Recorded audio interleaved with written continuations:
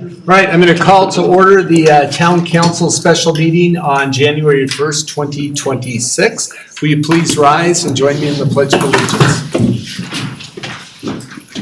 I pledge allegiance to the flag of the United States of America and to the republic for which it stands, one nation, under God, indivisible, with liberty and justice for all.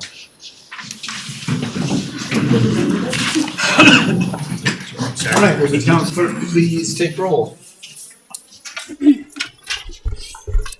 Councilmember Hoback. Here. Councilmember O'Connor. Present. Councilmember Bear. Present. Mayor Pro Tem Bell. Here. Councilmember Mortallero. Here. Councilmember Pessamorelli. Present. Mayor Moore. Here. Mayor, you have a quorum. All right, thanks.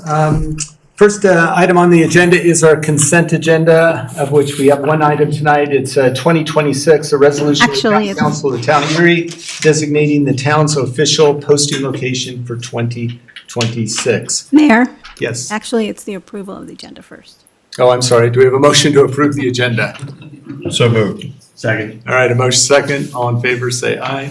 Aye. All opposed, say no. All right, we have an agenda. Now we have the consent agenda item I just read. Do we have a motion to approve the consent agenda? So moved. Second. All right, motion and a second. All in favor, say aye. Aye. All opposed, say no. All right, motion carries. So we will go on to public comment. I don't actually have my script, but the gist of this is just to be friendly and understand that we have a lot of people watching at times. Some of them may be in our youth, and so your comments should be productive for us to hear. So with that, I'll look to our town clerk to see if we have anybody signed up tonight. We do. First is Michael Barrow. All right, and Michael, if you just go up to the podium here and state your name. here? Yep. And just your name and location, and you've got 3 minutes. Good evening. My name's Mike Barrow. I live at 1103 Alexandria in Lafayette. And I'm here to talk about the Comprehensive Plan and Implementation 2026-13. First of all, I want to thank this council for actually going out and running a survey to find out what the residents of Erie want in a comprehensive plan and what they want their town to look like in 20 years. And I am most concerned about the corner of 111th and Arapahoe. I can see the intersection from my backyard, and I have seen an increase of traffic and snarls and experienced the pain of going eastbound or westbound on Arapahoe from 111th to the other side of 287. Sometimes that takes close to 8 to 10 minutes because the lights do not work well together. And I see from your agenda, the slides that are on there that proposing to put in more development in there, and I'm thinking, are we going to have another light? I mean, this area is a problem today, and adding more development in that area is not going to make that problem go away. So I would strongly suggest that you fix the problems that you currently have, not get more development. And, I just don't, I think it's inappropriate. It's out of your town center area. Services are difficult to get to this thing from a relative standpoint in Erie. Where's the closest fire station? Oh, it's Lafayette's. I know you worked well together, but I've just got a problem with that. Anyway, I would hope that you consider this carefully and try and minimize the development impacts from that area. Thank you for your service. Thank you.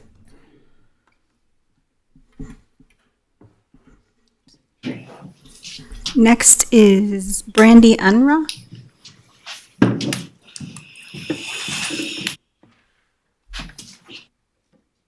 Hi, good evening. I wasn't fully prepared to speak in front of everyone, but I did send an email to you, Andrew.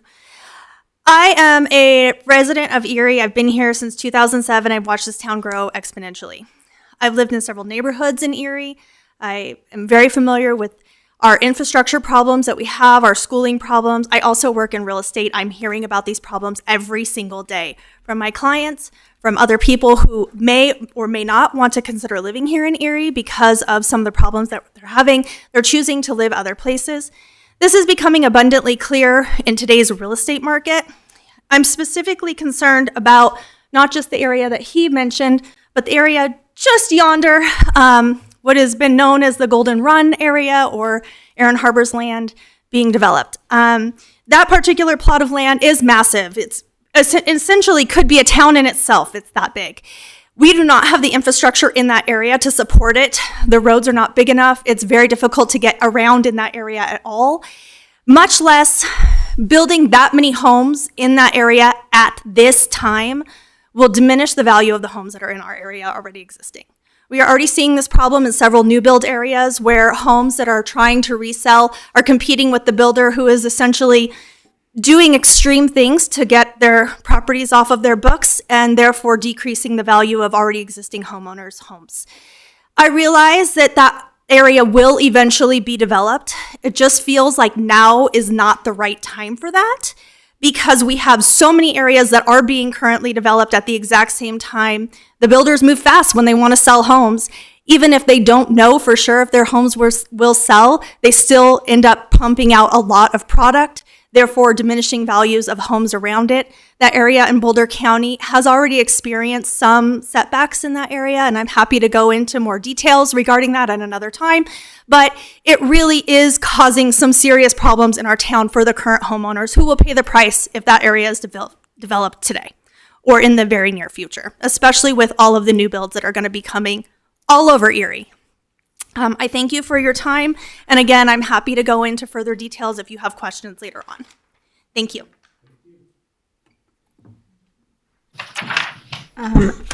Excuse me, Allison Wagner. I'm going to pass everything that she said. I don't want to be repetitive. Okay. Okay. Tim Durnick. Durnick. I'll help you out there. Thank you. It's a hard one. Good evening. My name is Tim Durnick. I live at 3040 Cherokee Court over in the Air Park. And a common theme here, I just wanted to bring up specifically some of the other things that are, the densities that are going on. Obviously, we're all concerned about that. But specifically something that I haven't seen come up very often is the zoning proposals that are coming up for the corner, the area that is on Bonanza and Highway 7. So there's a lot of density going in there. Currently, we're talking about a zoning change in there. It's currently set up as employment, which I think there's a bit of confusion about. So the employment, as the people who currently own that land are interpreting it, is commercial mixed use. They're talking about having possibly retail in there, and which is not a problem in itself. The issue is that it's directly up against the rural residential area. So there's no buffer. There's no step up into that sort of industrial entertainment. What the Air Park is concerned about is having, nightclubs and things just outside their bedroom doors. And, so what we're trying to do is perhaps when it gets to that zoning, I know this is not specifically the comprehensive plan, but when we get to that zoning issue, we were just wondering if there would be some way of maybe making a step up. It currently is zoned for low residential, and it going directly into the mixed use is a big step up for us, not only for traffic and everything into that little, what is essentially a giant cul-de-sac, but also just directly up against the houses there. So not specifically against the comprehensive plan, but related to it as it comes up in as it relates to the employment.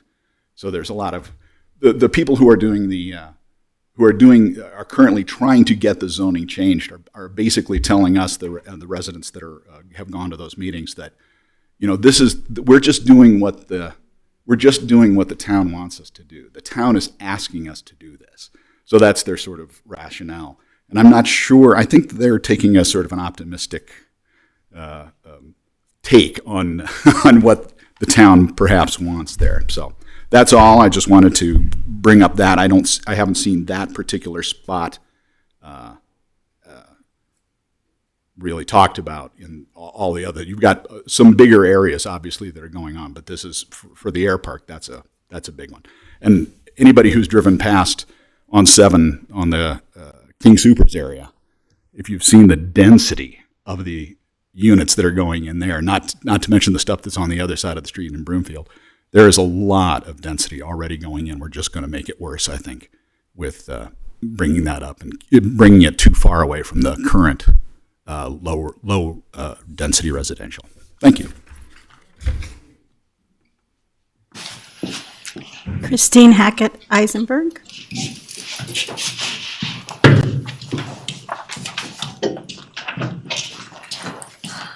Good evening. I'm Christine Hackett Eisenberg, and I live in District 1 in Erie.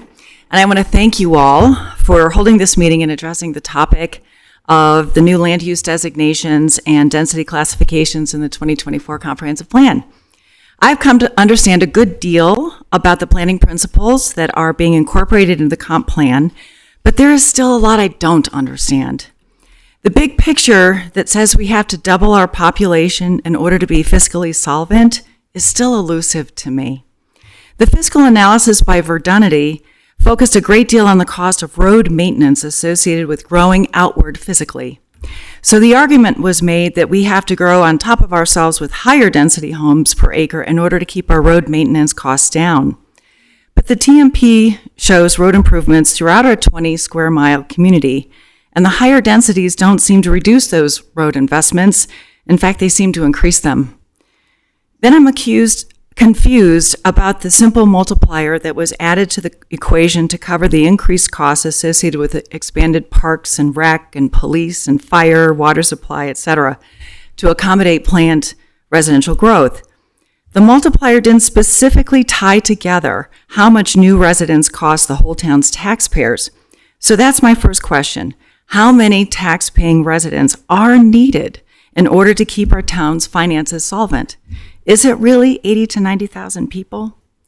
Because I keep going back to Councilmember Mortalero's assessment showing that increasing our sales tax revenue by a modest amount is equivalent to doubling our property taxes without the need to drastically increase our town's amenities and services. So why the big focus on dense residential development? True, businesses and retailers need buyers and employees, but Erie isn't an island. We have nearby residential growth that can help serve that need. So is the purpose of denser residential development to achieve lower cost housing? I can understand that goal. But why does the answer have to be tall apartment buildings? Why can't the conversation include tiny home communities and more manufactured homes, duplexes, and 4-unit rental homes? It doesn't feel like we're being creative enough in our visioning. For example, the medium residential density classification has a huge range, from 8 to 18 dwelling units per acre. For one site, the 19-acre parcel at 111th and Arapahoe, that could mean 154 low-scale 1 to 1.5 story homes with gardens and dogs walking paths, or a whopping 4-story building with 346 apartments. Those two options have very different demands on our town's resources. So what really makes sense in that location? Surely not this catch-all classification. Let's take the time to push ourselves to adopt more creative options that are specific to the few land areas that aren't already entitled. Let's consider other solutions that may be better aligned with what truly makes Erie special. Thank you. Cliff Swart.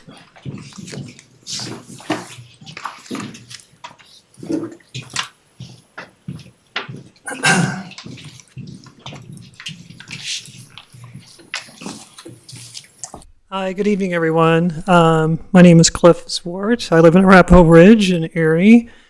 Mayor Moore, Mayor Pro Tem Bell, and council members. First, I want to express my gratitude for your service to the town.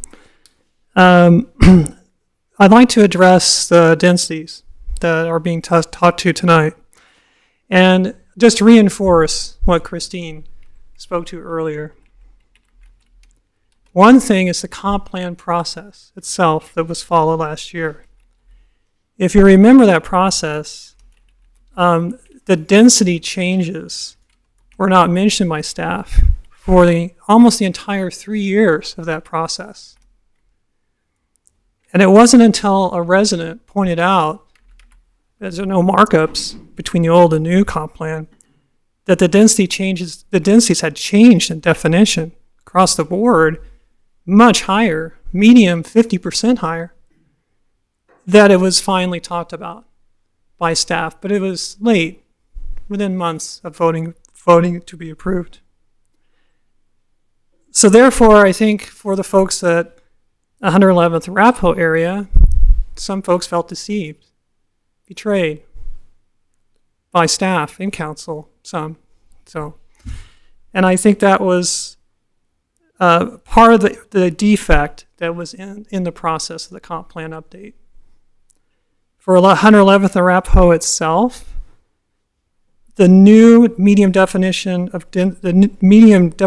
has raised the new one to almost what was at the upper end, the highest end of high density. Imagine that.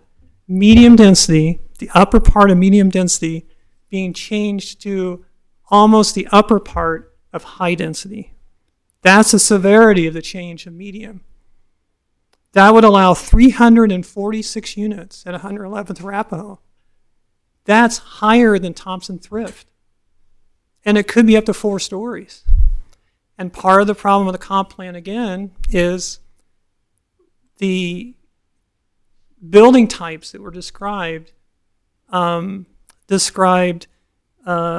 garden apartments in the comp plan. But if you look at your slides tonight from staff on medium density, apartments are not listed in medium density, but are in high. So therefore, there's the trust. So what am I recommending? I'm recommending an outcome that densities. 20 seconds. Thank you. Densities like medium density there's a category added, a new category for medium that's closer to what was medium, and then maybe a medium that's for commercial or apartments. And for me, that would be the best outcome. Thank you.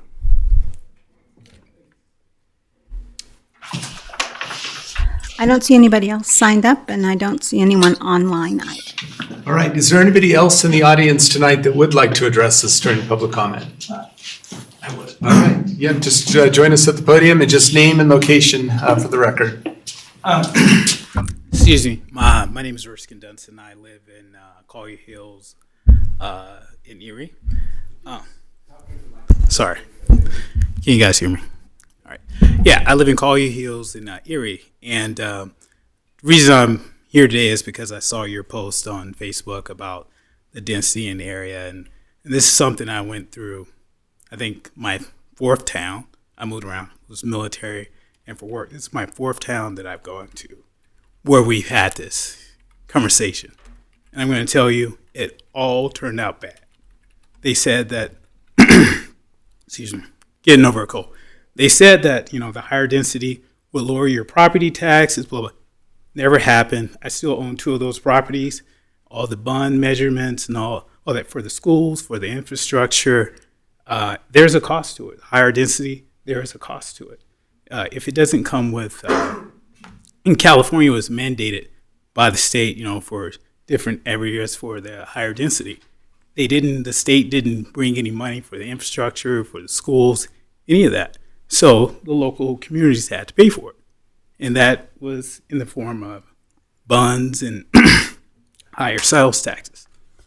So when I look at this community, when we moved here, when me and my wife decided to move here in 2023, we looked at the community and we did not look at the master plan. I think you guys call it something else. But we didn't look at it. And now we see all this density building is just turning to California, you know, and that's where we came from, Southern California. So I'm just saying to you guys, you know, a warning. Do not believe it when they tell you that the higher density is going to lower your property taxes. I can show you my property taxes bill from Renton, Washington, and from Chino, California. Don't be deceived. That's all I got to say. Anybody else like to address this tonight? Okay, then we're going to go on to our first agenda item, which is not the density topic. It is our legislative agenda, and I'm bringing back my computer. It's, Gabby, are you taking the lead on this one? Julian and I have this one. All right, I'll turn it over to you, and you can go from there. Some of the physical ones around. Thank you.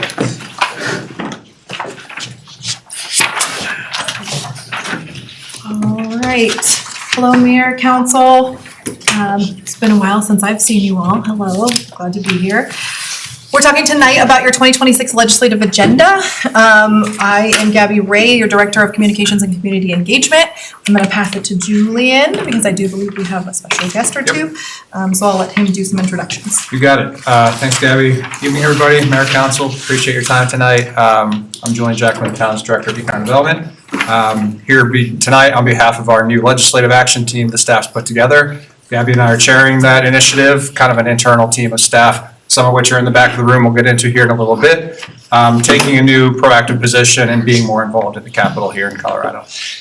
To kick off, before we jump into our slides tonight, we also have with us Senator Wallace, our representative from District 17 in the Colorado Legislature. I asked Senator Wallace to just come and give us a brief intro and preview on what's expected to happen this session coming up starting next Wednesday. She has to leave in 20 minutes or so. I told her a 5-minute intro is probably good to go. I know we've got a lot going on tonight, but I'll pass it to Senator Wallace. All right, wonderful. Thanks, Gabby. Welcome. Thank you, Mayor. Thank you, council members, for having me. It's wonderful to see all of you. If I haven't met you yet, I was appointed in March to serve for SD 17, which is Erie, Lafayette, and Longmont.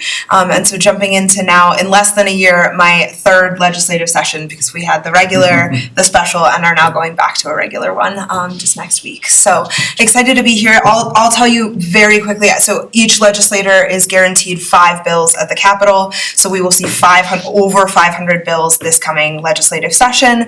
I have 5. I am happy to meet with you all, anyone in this room, to talk about the specifics of those. I'll just run through quickly top lines. So I have a bill on LGBTQ rights and protecting kids' identity.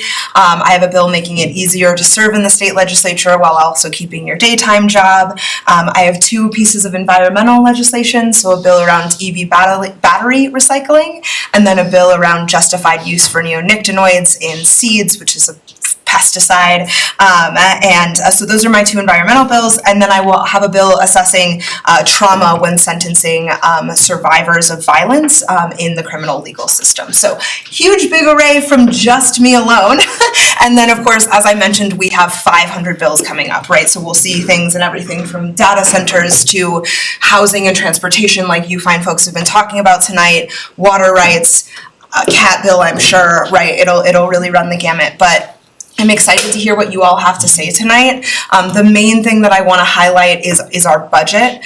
We just, earlier this evening heard about Colorado is one of 5 states seeing a $10 billion cut to childcare block grants, TANF, and social services, all of which is going to directly affect us as localities. And we are currently, I'm less than a year, and I'm also about to cut the budget for $1 billion, the state budget, for my 3rd time. So we are in a crisis. It is a structural crisis that without changes to TABOR, our state will continue to operate in, and we will not be able to help localities and ourselves assist when it comes to the failing federal government. So I'd love to talk to you all about what you see for the budget in particular, but also hear for your thoughts tonight, what's on this agenda, and anything that comes forward, right? When you hear about a bill, I love that your team is getting so engaged. When you hear about a bill that I need to know about, please feel free to contact me. That goes for all the citizens too. Feel free to contact me, and we can work through what those specifics will mean for Erie, for residents here,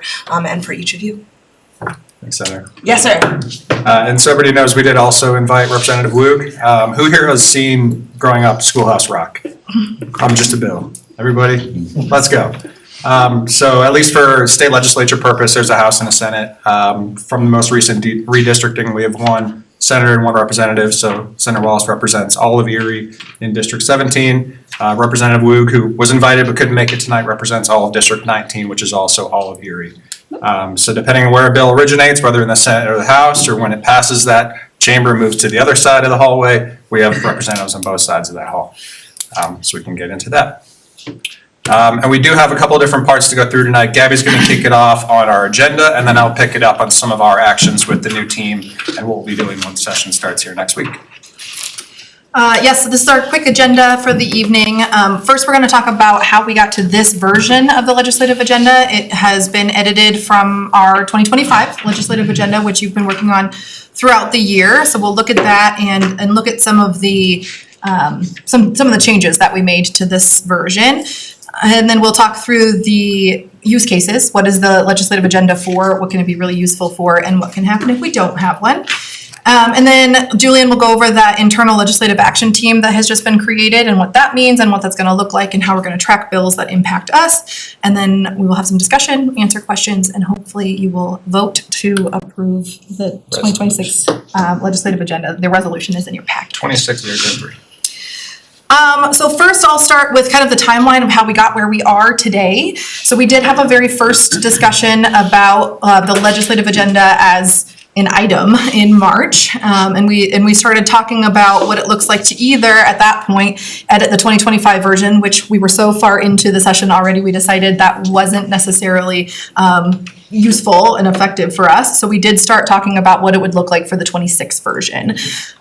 We paused the completion of edits until later in the fall, which gave us sometimes internally as staff to start talking about what are we seeing, what is still useful, what can be updated for this next version of it. So we had some internal discussions in about August in the summer there. I did come back to you and talk to you all in September, and we had a presentation from CML, the Colorado Municipal League, about legislative agendas and the legislature in general. And I sent out the draft to you all to send me back your edits and your thoughts. So that was due in November. We were scheduled to have a meeting with you, I think at the end of November or early December, and scheduling got in the way, so we're here today. But we did get your edits late in last year, and now we will see kind of what that looks like. There were not many major changes to this version of the legislative agenda. In your packet, there is a redlined version, so you can see what was like physically redlined. You have the final designed version in front of you, but your digital packet that was sent to you has the redlined version in it. One thing I'll note is we also did fully remove the RTD related question because it was about being a split community, and we did just have an election last year that put all of Erie under the RTD area district. Thank you. It is a district. And so that one was completely removed, and I didn't add it to this review of the changes. But otherwise, when I went through the edits that I received from council members, one of the things that was removed or added, I guess the first thing that was added was clarification that we don't support unfunded mandates. So we did hear some from our public comment about some unfunded mandates that could be a problem. So that was something that we had added in there. We do support a lot of different issues, but we support them with funding. One of the other things that we did was add or edit language, so it would be stronger support for homeowners and landowners in Erie. So that was added to various different items within the legislative agenda based on the edits that I received from council members. Again, you can review those red lines. There are some comments on how that happened. And then finally, removed from quite a few of our topics in the legislative agenda was any reference to race, gender, and other specific protected classes, and references to diversity, equity, and inclusion. So those were the biggest changes that got us to this version that you see in front of you. And this is the version that then you would be discussing and potentially approving with resolution tonight. And I will pause for questions. All right, sounds good. Gabby, thank you. Very clear. And by the way, I want to say thank you for speaking loudly enough because we don't have microphones in front of us and Adam in the back is thankful as I am. So all of us need to take note as we speak as well. All right, I'll bring it back to council for any comments, questions about it. Councilmember Bear. Thank you. Thanks for the work on this. I was going through the red lines and I was like, that was so many months ago. I can't even remember everything. Thanks for including joint service plan. I think that'll be the first, probably the first bit that we see for Front Range passenger rail. And then beyond that, I was like, I don't know what else I asked for. Probably unfunded mandates, who knows? But I had some things that jumped out at me as concerns in the red lines. On page 7 in the red lines, eliminating advocacy for disproportionately impacted communities and environmental justice is called out. And so I've been very active in the environmental justice space over the last decade. And that's something that's been really important to me and my constituents. And so I was curious why, I'm trying to remember, I didn't write down who asked to have that removed. But hoping we can have discussion about that. I was really active in the Environmental Justice Action Task Force as they were drawing up their recommendations for the legislature and developing that department at the CDPHE. And then met with the CDPHE as they were talking about the EnviroScreen tool. I commented last year at the PUC on rates and incoming and the Excel just transition plans and incoming data centers. I regularly comment at the AQCC and APCD as well as the ECMC, and those are all acronyms that you can Google. But it's something that I find really important and I've been involved in over the last 10 years. And so I'm curious why we should not include that in our advocacy and who it is that feels strongly about that. And I just want to enter into conversation about that first of all. So. Okay, and I'm not clear on which item you're specifically referring to. It was page 7. It was address the disproportionate impacts of environmentally insensitive activities, supports policies and regulatory actions that advance environmental justice and protect disproportionately impacted communities from landfills, oil and gas activities, and other environmentally and resource intensive activities. It was Mayor Pro Tem Bell and Councilmember O'Connor who supported eliminating that entirely. So I'll look to Councilmember O'Connor. It's been a while, so. I'm trying to remember what I had for breakfast this morning.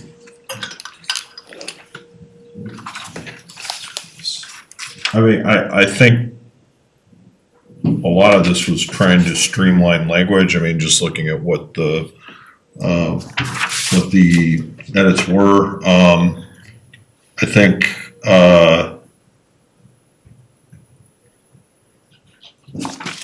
the other thing that I know, just as far as disproportionate impacts that were addressed, I think, in the last legislative session, some of the definitions did not necessarily meet some of the demographic makeup of Erie. So I mentioned this, I'm trying to think of a meeting or two ago. So I think those were some of my thoughts at the time, but I would honestly have to go back and review the previous study session to I think I know one of the things as far as like the flaring and some of those things, and I know we talked about Director Frank's here. I know that I had mentioned this. You don't have to come up here, but I just I'll yell from the back. There you go. Yeah, I mentioned this previously that I know that we had. It was more of a communication thing with some of our some of the oil and gas operators in town that there was a flaring incident that occurred that when they sent the notice of why they did it, it made logical sense on why they were doing it. The problem was why are we hearing this about in retrospect? So those types of things, I think, are things that, we want to make sure we're in communication with the oil and gas operators in town, and that's transparent to the public, and that we're getting the information at the same time. So that's, I guess, my thoughts from what I can remember. Can I ask a question? Mhm. So, what is the relation about demographics with this incident?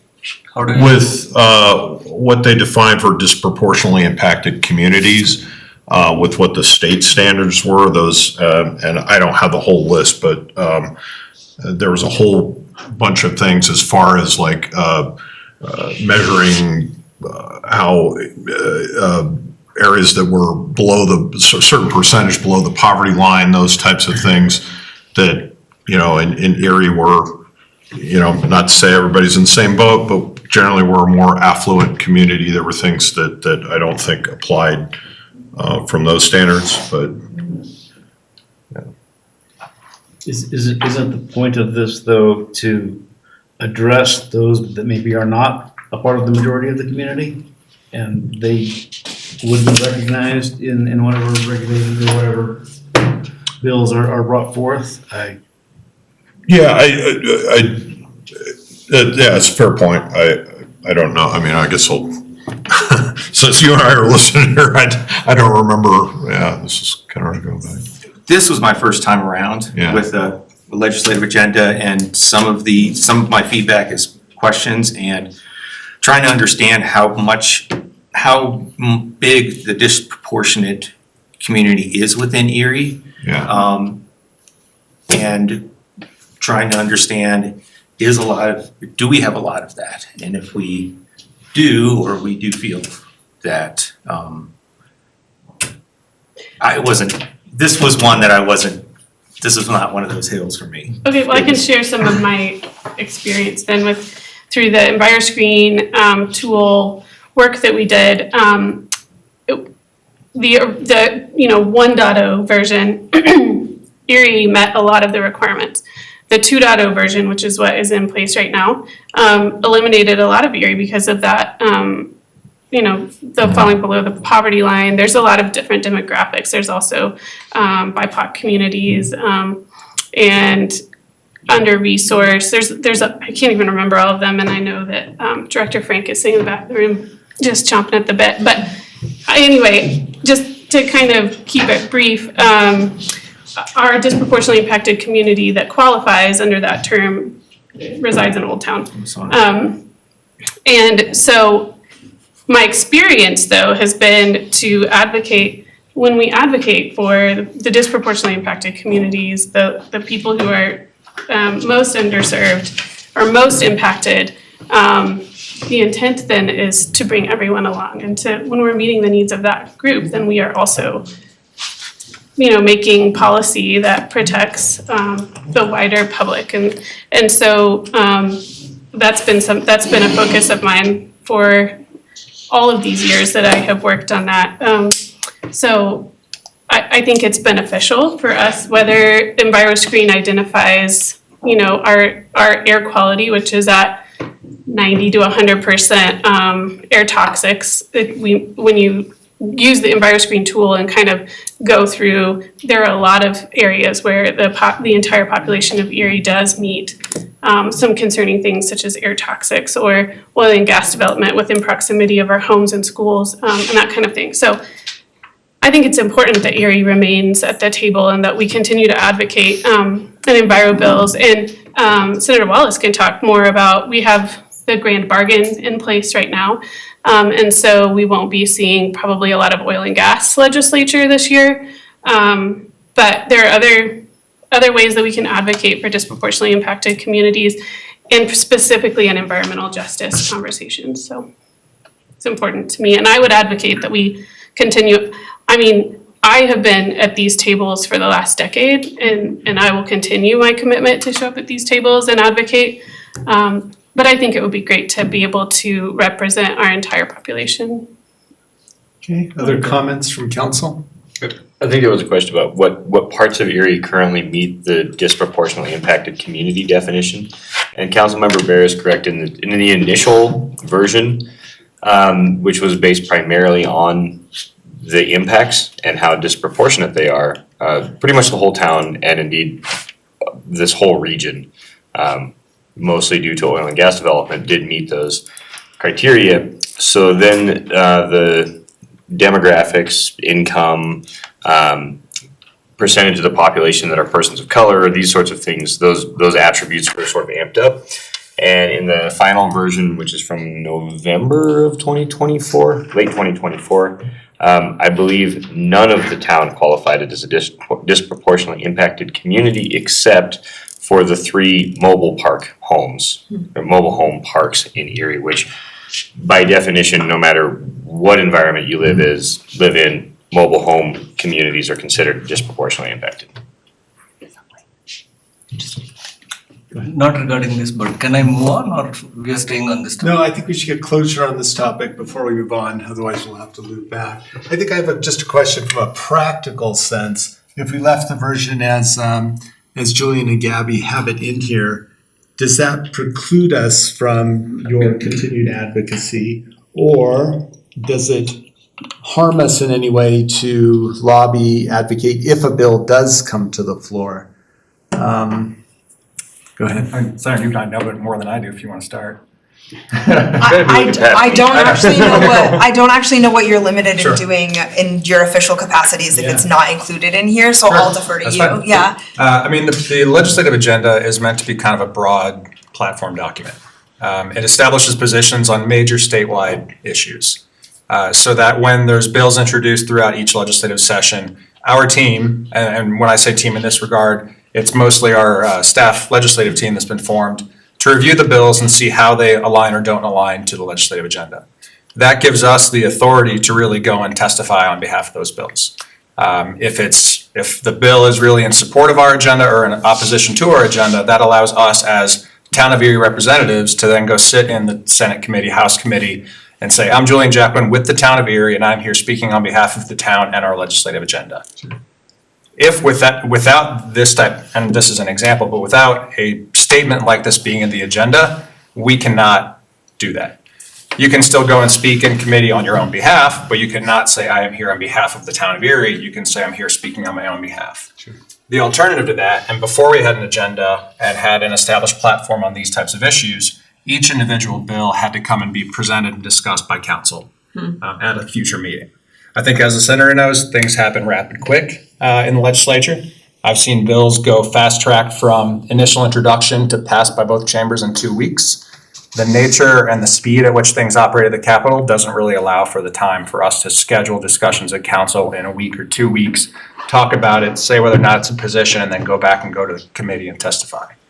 Having the position in the legislative agenda gives us as town representatives a lot more ability to go and advocate for or against the bill instead of doing it the other way.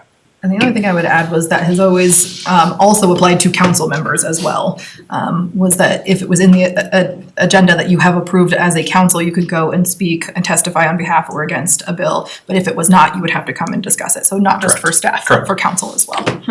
On behalf of the town. Correct. As an individual, as a resident, you could always go testify in that way. So in this case, we're talking about this specific language enabling council members and staff to be able to talk about the disproportionately impacted communities as a specific topic. In Erie specifically. Correct. Well, I mean, Or broad. disproportionately impacted communities can be on our outskirts.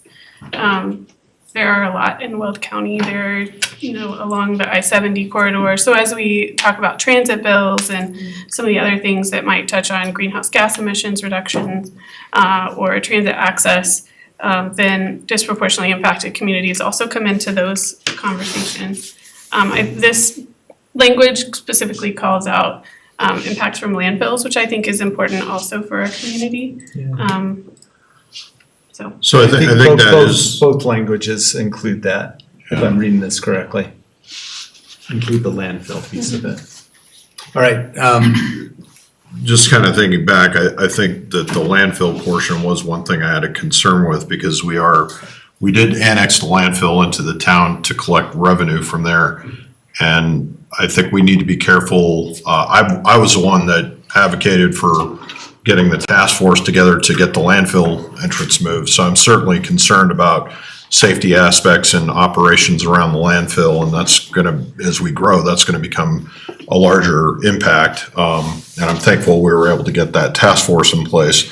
But on the flip side of this, if there's, I think we've done a good job in the last 5 years. When I came on, we had a very adversarial relationship with the landfill that I think we have reestablished trust over that time.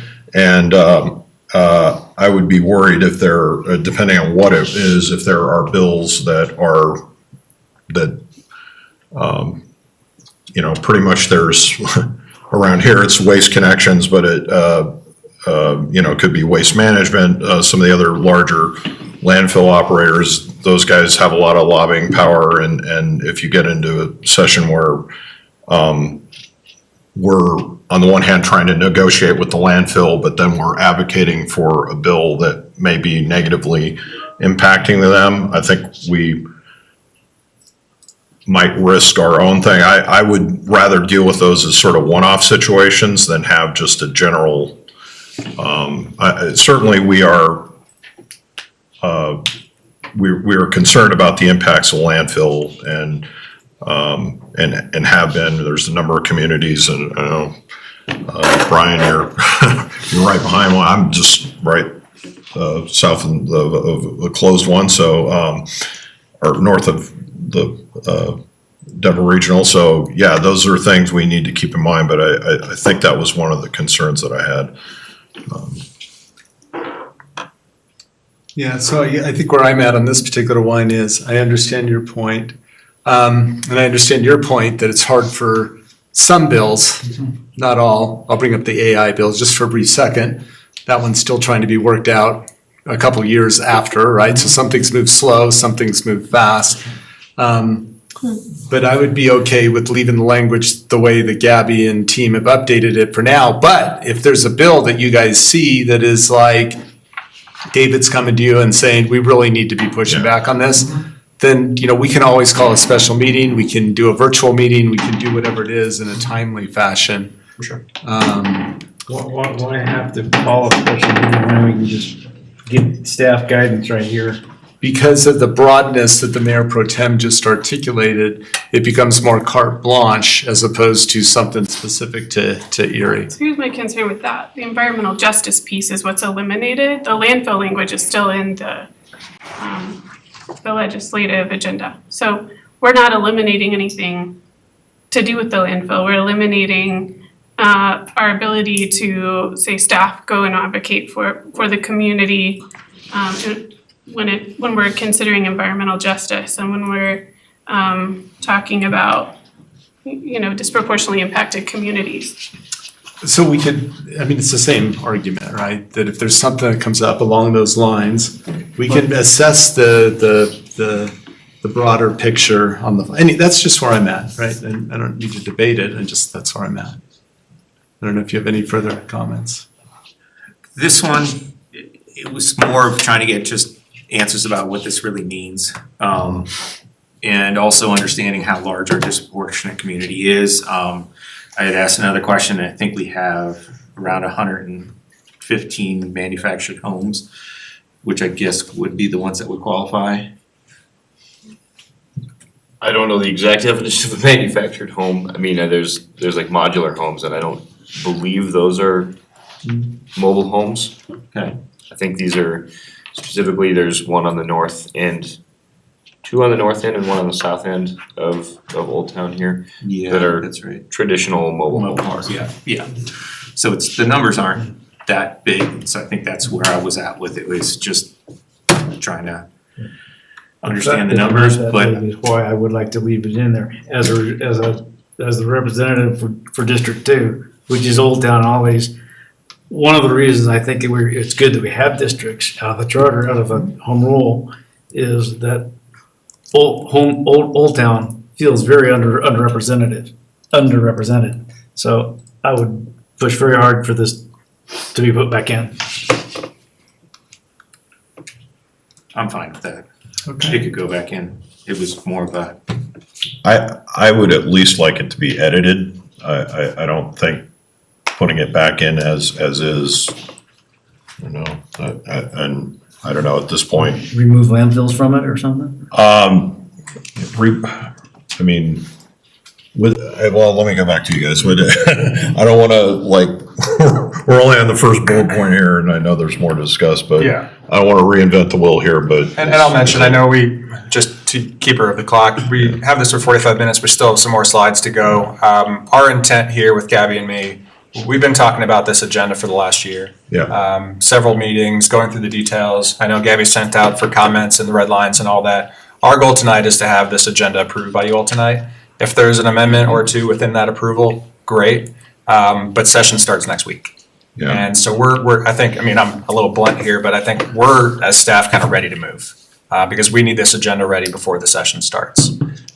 We would like to make sure that this agenda in some form is approved tonight, so that our legislative team that I'll get into here in the next couple of slides before we move on to the next topic tonight is ready to act on that agenda. I'll defer to you all, and Mayor, please, up to you, but I would like to limit as much of the individual red line edits and comments tonight as much as possible. Yeah, and I certainly feel that and support that, knowing that there's a pathway that if something does come up, we could certainly address it and deal with whatever we need to. Otherwise, I think we're just going to get into, on each one of these, the personal energy on either side.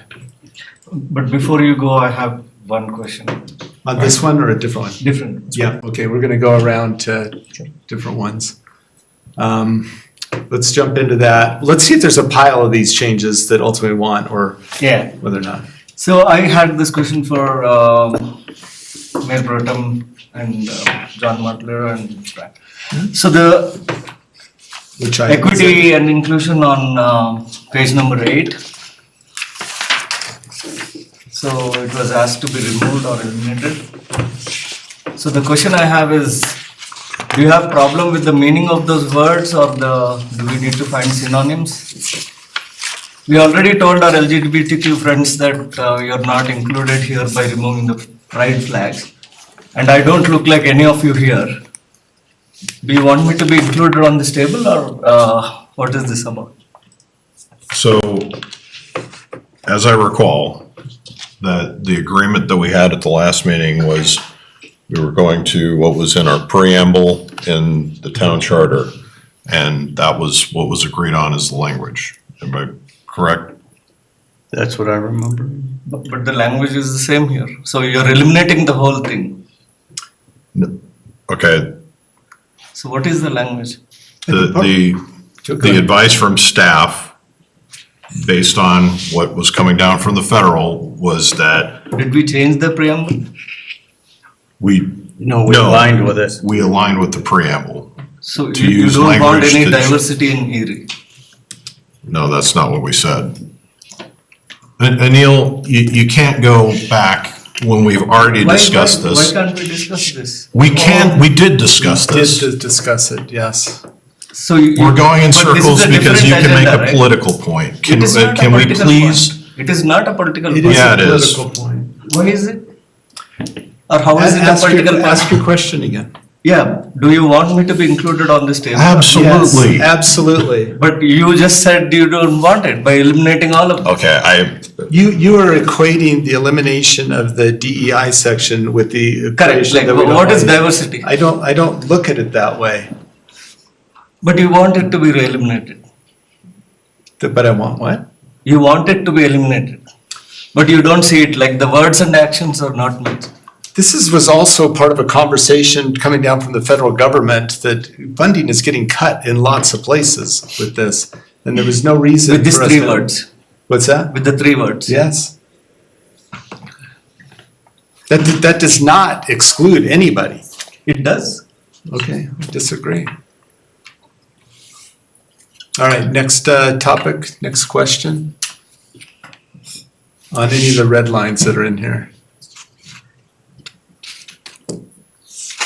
Okay, so was that the only one then, overall from, Well, I also have issues with eliminating page 8. The town of Erie supports equitable and inclusive statewide policies as government institutions. It is the ethical responsibility of the town and state alike to actively evaluate and resolve institutional discrimination, which can manifest through policies, practices, and behaviors. I don't understand why we would eliminate that. And I would like for those who would like to see it eliminated to defend that to me, like I'm 5. Like explain it. I don't understand why we would not advocate for equitable and inclusive statewide policies. I think by nature they should be equitable and inclusive. They should not be discriminatory. And I think there's already language in our laws to not be discriminatory. I am more concerned about the money side with the state budget the way it is. I know Colorado is getting hit on many fronts. I think you just mentioned childcare. I hadn't heard about this one. That came down recently, I'm It guessing? came down today. There's a New York Times piece about it. $10 billion cut across 5 Democratic states. Yep. And those cuts will have disproportionate effects on community, right? Yeah. It won't come equally. And we can set out with, the clear eyes, full hearts, we're trying not to be discriminatory. Yeah. That's not how it comes out in practice. And so that's what I would say. I think that defending those things, stating them clearly, ensuring that they are involved in what you all are gonna bring forward to us at the state is important to voice. And on the flip side, the states that have taken this path are the ones that are getting hammered right now with funding being cut. And so, us putting this in here isn't certainly gonna help that effort either, or at least I don't see how it helps. That doesn't mean we should write laws that are discriminatory, right? That just the two are not they don't equate to me in my mind. I think for me, it's when do we stop giving in to that pressure to ensure that we don't allow discrimination? So if we're gonna be bullied through that federal funding into bad action after bad action after bad action, where does that stop? And that's what the line is for me. Yeah, and I hear you. I don't know that Erie is the front lines for that battle, though. Until it is. Yeah. Other comments on the red lines? Okay, I think you've got a couple more slides to go through. You got it. So we will be asking tonight, after we finish these next couple points, that you do have a resolution in front of you tonight, 26003, approving the legislative agenda for 2026 as presented, or up to you with any amendments therein. The more practical piece, we kind of talked about what the legislative agenda is. This is how we really implement it in the next step. Having an approved legislative agenda by this body, as you said, really allows representatives of the town to go advocate for key legislation at the Capitol for and against. We've talked about how bills introduced every session can really fall into these categories, and how the legislative agenda gives us that support, opposition to be able to go act on that behalf at the Capitol. Also, we mentioned, there's things that occur regionally with DRCOG and other entities that allow council members to sign on to policy statements when those issues align with the legislative agenda well. So it's not as much locally focused at the Capitol, it can also be regionally with these other groups. To show some use cases, just to show practical how this agenda has and can be used in the past. Since I was the lucky one to write the slide, I picked 3 that I've testified on the last 3 years. Sorry, my name's on there 3 times. It's the only slide it is. So the last 3 sessions, House Bill 25-1272 last year, House Bill 24-1172 2 years ago, and by contrast, I'll mention SB 23-273 3 years ago. Each of these 3 bills that were introduced all had some impact to our legislative agenda. The first one from last year, I know several in the room were very involved in this bill. It pertained to construction defects and missing middle housing, really the lack of privately owned condos in the state and why it's darn near impossible to build condos in the state of Colorado. The policy statement about supporting efforts to increase the availability of for sale condos through construction defects or other platforms allowed me on behalf of the town to go and sit in that House committee chamber in March and testify in support of that bill. Ultimately, the bill got approved, but it changed a lot before the governor signed it. And unfortunately, it changed a lot, not in a positive way, and is not going to be too helpful for us for the foreseeable future. But nonetheless, we were able to testify on it in the initial onset. Second one is protecting powers of annexation. This is from the economic health chapter. There was an incentive bill introduced 2 sessions ago in 2024 that allows counties to establish basically a county version of URA. It challenges our ability to annex because it gives county property owners a reason to stay in the county. So this was also another bill that we were able to go testify on behalf of the town based off that policy statement and the agenda in opposition of that bill. It ultimately did get approved, but we were still able to go make our mark and put a statement on the record in opposition to it. And the last one, this is kind of back to what happens if we don't have an agenda. There was a bill that I think a lot of us talked about in the former trustee chamber downstairs around changing the URA statutes around the inclusion of ag land and TIF areas. It was centered around a project and a property in Loveland by McQuinney, the Centera project, that would have changed the state statutes around how you can and cannot include ag land and TIF areas. It was using state policy to influence local land use, which is not the job of state policy.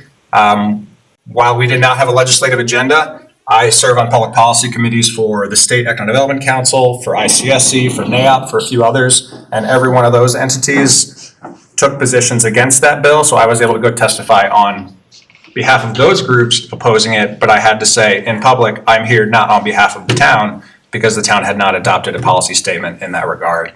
But same thing goes for that one. So this just shows 3 examples of how our legislative agenda over the last 3 years has and can be used to really go influence actual legislation at the Capitol. And then the last is our new action team, debuting for the first time here, 2026.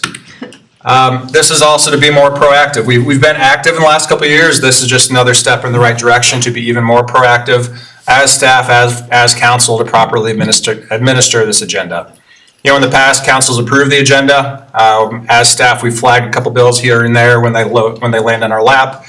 Representative Woog and his office had sent us bills every session when they may or may not have impacts on Erie, and we might respond to those. But we've now formed this team as of November to be more proactive in administering the agenda and presenting regular updates back to this body for each session. We've created some tools we can use to help track those key bills each session and let you all know when they pop up and how they do or do not align to our legislative agenda. As much as time allows, which I know is limited, bandwidth, staff time, et cetera, when available, that does allow us to go testify and advocate on behalf of those bills at the Capitol, when they're in the Senate committee, when they're in the House committee, as we've done the last couple of years. Every member of the legislative team, I'll hit on here in a sec, would be authorized to then go act on that behalf on behalf of the town as those bills pertain to the legislative agenda. Lastly, keeping you all informed, staff and everybody in their own respective field is obviously most focused on bills that pertain to them and their profession. We will use that experience and expertise to flag bills that we think matter most to the town of Erie and projects occurring in the town of Erie. Via a tracker tool that we have now created. It's on a website called Fast Democracy. It's just kind of an online bill tracking tool that allows us throughout the session to monitor, track, establish positions for or against these bills and follow where they are. Have they been introduced? House committee? When are they going to committee hearing? Have they been amended? What's the amendment say? What was the vote at committee? Did it make it out of committee? When's it going to the governor's desk? This kind of tool does all of that for us and then some. It also provides a public URL version that we can create that anybody, as staff, as council, can view which bills have we flagged, which bills have we tracked, and seeing, okay, what's the position we've established on those bills, where are they going, how do they impact Erie, and so on. So that'll be coming to a email near you here in the next probably couple of weeks. And then last, because I know we're over on time, this is a preview of who's on that team. Gabby and I get the privilege of chairing this new body. We made sure to select folks from their different respective departments, kind of the who's who of what bills are traditionally introduced through legislature each year, whether they're around home rule and local control, environmental issues, sustainability, parks and open space, planning, housing, transportation, police, and so on. So we have primary staff members from each of these groups as part of this team, and then backups when those primary folks cannot attend. We meet every 2 weeks. We'll be meeting this Thursday, actually, to make sure that we're all aligned before session starts next Wednesday. And those that are in the room, please raise your hands. Miguel, Josh, Meredith, Luke, Patrick, Dave, Gabby. Got a solid squad in the room. And with that, I will take any questions and request approval of the resolution. All right, sounds good. Thank you for all this work. And although we were debating a couple items on here, there are a ton of items on here, and I don't want it lost that there's numerous items that we're all in agreement on and we'd like to move forward. So I'm first going to see if there's a resolution to approve this as is, and then if that fails, then we can go through the amendment process. So is there a resolution to approve, a motion to approve Resolution 26003? So moved. Second. All right, we have a motion and a second. Any further conversation? I think it's really important to include environmental justice. It's something I have a lot of experience with over the last decade, and I really would like to be able to show up at these.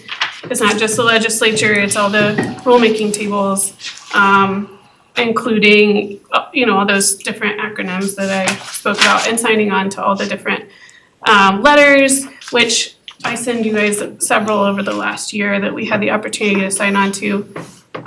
So I think it's important for us to include environmental justice in our priorities.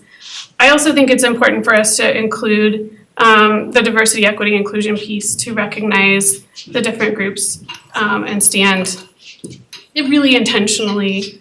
And it kind of circles neatly back to our August 26th meeting where I really, raised the awareness that when we're talking about immigrants' rights and disability rights and women's rights and LGBTQ rights and civil rights, they're all tethered together. And when we crumble the structures of one, they will all tumble. And so I really think it's important that, when we're talking about things like the Vulnerable Road Users Bill last year and, paratransit and things like that, we have the ability to go and speak with the force and power of the town and in our positions to say, yes, we want the disability community to have assured access to transit, to be able to be gainfully employed. And we stand with our immigrant community and things we can't imagine yet, right? So I think it's impactful to be able to do that with our whole chest, to be able to show up and say, I'm here with the support of my council and the support of representing my town. So those are very important to me, and I hope you guys can support that. All right, other comments? We have a motion and a second. Other comments? Yeah, I also wanted to keep the diversity part and urge you to be an example for the other cities and towns to stand up against this and not just fall to the agenda that is being driven. And internally, you all believe inclusivity is there. You said that you want me on this table. You like the meaning of it. Your action is not there. So I urge everyone to consider that and keep everybody included. So I'm voting no on that. All right, other comments? All right, then Councilmember Hoban. I think some of the redlined out items, contrary to your comment earlier, Mr. Mayor, have actually politicized this document and created even more bureaucracy by having staff have to come back to us on certain items. I think that's inappropriate. That's it. I actually wanted to make a friendly amendment to add address the disproportionate impacts of environmentally intensive activities back into it. Okay, so we have a friendly amendment. Can't remember who made the motion. It was, I think, Pro Tem. So I'll accept the amendment. Can I make an amendment to the? Can I? Is it a friendly one? We'll soon know. Sorry, does somebody have the? Which one do you need? Do you want the red You line? need the red line? Yeah. That's the last one. Here. That has the red line. I'm sorry, thank you. Can we basically just have that from, disproportionately impacted communities from environmentally and resource intense activities? So we just cut the specifics, but just kind of make it a broad and, environmentally and resource intense activities or intensive activities. I see where you're going with that. Let me pull up the red line since you have my copy.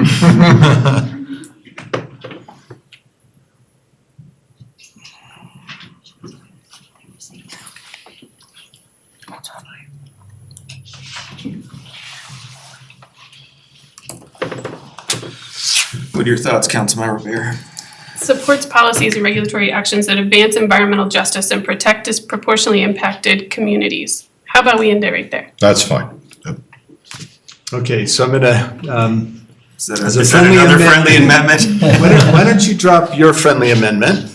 I can remove it. I'm gonna see if Councilmember Bear will make a similar friendly amendment and just repeat what you said again. Yeah, to add, address the disproportionate impacts of environmentally intensive activities, support policies and regulatory action that advance environmental justice and protect disproportionately impacted communities. I accept it. All right, so we have a friendly amendment, you accept it? You accept the second? All right. Okay, and then I also would like to include language that allows us to ensure state and federal policies are developed with a lens toward diversity, equity, inclusion in some fashion.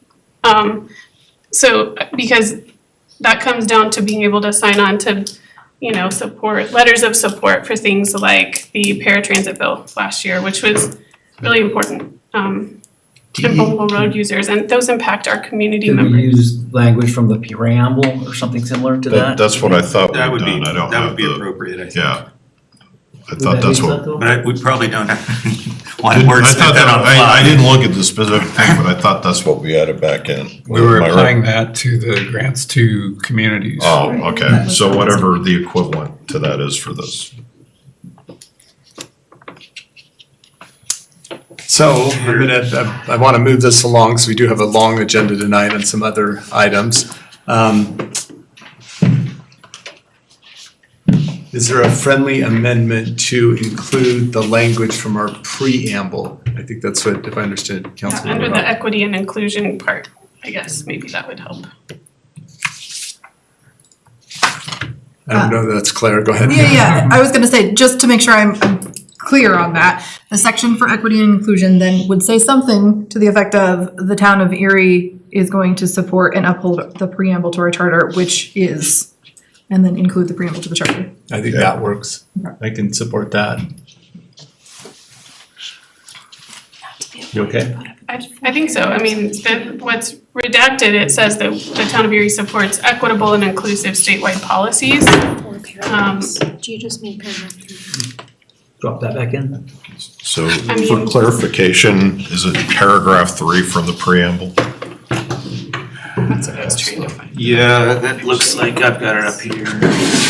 My apologies, your preamble is 4 paragraphs long, and I want to Yeah. make sure that if you're republishing the entire 4 paragraphs, that's Yep. great, but if you're looking for the language, I would suggest paragraph 3. Okay, which is fine. I'm okay with that, and I Yeah. can certainly support that. Yeah. Which But we said- should be able to say, we should support our charter, period. Well, you support home rule charter, Yeah. communities. I think paragraph 3 is great. If we have to reprint, include that in it. Yeah. So we pledge to uphold the principles of democracy, equity, and justice, and to foster a community that's inclusive, diverse, and welcoming to all. We value the contributions of our residents, businesses, and institutions, and we seek to promote economic growth and opportunity while preserving the quality of life that makes Erie a desirable place to live. Director Frank, I think, was alluding to paragraph 2. I like paragraph 2. Well, so we've got paragraph 3 for our attorney, that It's well that's written. the right one for this particular conversation. So that's a friendly amendment, I think, as well, coming back to our mayor. I accept the. All right, and now I'll look for a second. All right. So we've got two friendly amendments. I'm going to call the vote. Can I add one other thing? I'm not gonna add it. I'm not asking, I just want to mention this. And we can look at this for the next one. I am concerned with costs and how some of these impact residents. So one of the first things we said, though, is we don't want any legislature that is an unfunded mandate. But it's not, and I'm not making a change, I just want to put this out there. There was one that was assist with the transition to modern building energy codes. And I wanted to know how much it would add to the cost of a house. Assuming an average new home in Erie is approximately 2,800 square feet and construction costs average $300 per square feet, the total construction cost for a 2021 IECC compliant home would be about $840,000. A comparable net zero home would therefore cost approximately $957,000, representing an estimated $117,000 increase in construction cost. And I really think that. Well, the first home would be compliant, which is what the agenda is advocating. Sure, but it's just, in 2 or 3 years, we're going to see the prices of our water heaters increase and the prices of our furnaces increase because of them being more energy efficient, upwards of say 40%. I think we need to look closer at how much things like this are gonna cost the residents. That sounds like a good topic for another study. Yes, I know it does. I am, and that's it. I just wanted to put, I just wanted to put it out there that everything we do, it seems like it impacts the pocketbooks of our residents. And we Yes. really should look closer at that. And I think we need to have another conversation, just not right now. I'm tonight, done. in light I've of the agenda. said my piece. All right, sounds good. We have a motion and a second. All in favor, say aye. Aye. All opposed, say no. All right, we got there. Thanks, everybody. I'll just add, in closing, I'm so excited to see your team down there. I also I will most assuredly be on the local government and housing committee, and then there's a couple other committees that we'll find out in the next couple of days, but I'll be seeing you down there, I'm sure, a lot for that. I'm so excited to work with all the directors. Thank you for your work and look forward to having it, yeah. Thank you for having me, council members, mayor, I appreciate the conversation, yeah. You too, thank you, sir.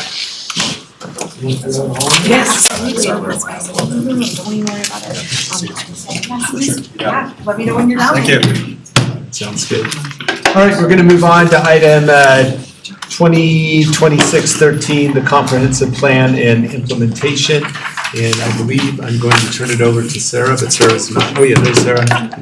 Sarah Namella, our Director of Community Development.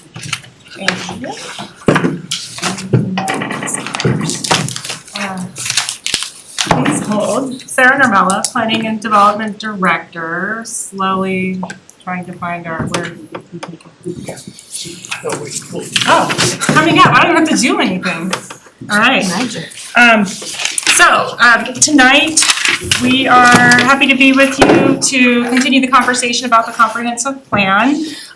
We have a couple of things that we wanted to address with you. One was to get to some of the continued questions and concerns that we've heard from the mayor and council. And also we have also brought to you some implementation efforts and updates on those. So we hope that it will be a healthy and productive conversation and get us into some next steps that are much needed for the town. So my name is Sarah Narmella. I have brought along Kelly Driscoll, our planning manager, and Josh Campbell, our senior strategic planner. And we're all three going to be presenting to you. You want to go, is it? Oh, it's one of those. Okay. Sorry, I really hate the scroll. So tonight we're going to provide you with just a touch of context for this conversation, and then Josh is going to get into more of the detail around the residential land uses within the comprehensive plan. I think that's where we'll spend a lot of time. We'll touch on also just affordable housing overall and how that plays into the comp plan, and then we'll hit some of that implementation that I mentioned earlier. So just for everybody, our comprehensive plan includes a very broad suite of topics. And one of the key elements of our comprehensive plan is our land use plan, and that is the overall vision for the community. You can sort of imagine that the specific land use designations that are on this map are like paint colors for just a nice vision that we have for the community. These paint colors can certainly change if we want to do so, but they are not the last say in how we develop. They are a guide, but they're a guide for council, for our planning commission, for our community and developers. So I'm going to hand this over to Kelly to just dive a little bit more into what happens after the comp plan paint colors are shown. Yeah, so, you know, a color on the map, a lot of things have to happen before you see construction and building happening. So, sorry, this is rather annoying. Yeah. So this flow chart kind of gives you an overall view of our development process. And, you know, the colors on the land use map, it's important to recognize that there can be more than one zoning category that fits within those. A good recent example for you all is the Northwesterly development. That was a PD, but the map colored that all that light blue, that mixed neighborhood. So it had a lot of different zoning categories in there that allowed a lot of different things like retail, office, live work, apartments, single family detached, townhomes, things like that. So where the map shows it as this everything's purple, getting to the zoning entitlements is often a lot more nuanced and detailed. Thank you. That's so much better. Just under 2 square miles within the town isn't already constructed, entitled, or planned. But that doesn't mean, you know, things are frozen in place. You know, people can request to change their zoning. If they were to decide to develop it different than what their current entitlements are, it would involve a lot of these steps in our development process. And the map and the comp plan are a reference guide in that development process. Every single application starts with a pre-application. These are free. It helps us. We assemble a team of internal and external folks, and it helps uncover any really big issues at the forefront of a project before a lot of work has been done. But say a property owner does want to rezone, they want to do something different than what their current entitlements are. So they would go to that, they're already in the town, they're already annexed, so they would be on that third square there. And while it looks simple, it's just a square, there's a lot of iteration that happens with that development team, review team. There's a lot of technical evaluation, a lot of rounds of review before you all even see that application. And that's to make sure all of those concerns are addressed and they're meeting our standards. They also are required to go to the neighborhood and have a neighborhood meeting within 6 months of their first public hearing that's scheduled. And that's for the developer to, you know, present and answer questions that those surrounding might have. And then, as you all are aware, there's public hearings often that goes to Planning Commission first. They give a recommendation, and you all are the decision-making body for most everything on that process, with the exception of the larger site plans. Those just go to Planning Commission. Let's see. Do it. Yeah, nice. So we understand that that you all wanted to consider some potential updates to the comp plan. So if you'll just keep those in mind, as we're moving through, Josh is gonna go through some more details on, the mixed use and residential designations. But just remember, any amendments, do need to have an accompanying technical analysis and then some community engagement and education. And of course, it'll go through that same process with planning commission reviewing and it coming to you all for that final decision. So I will turn it over to Josh. Oh, you don't need me? Okay. Awesome. Well, again, my name is Josh Cable. I'm the Senior Strategic Planner with the town, and was very heavily involved in the process of the comprehensive plan update.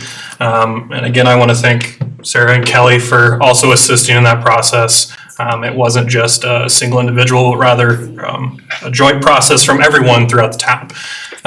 What we have in front of us, I'm specifically going to be going through the different land uses that pertain residential components. And as Kelly and Sarah mentioned, I do want you all to remember or consider and think about that land use truly is a vision. It's a guide. It's not our regulatory item that ends up being the decision maker.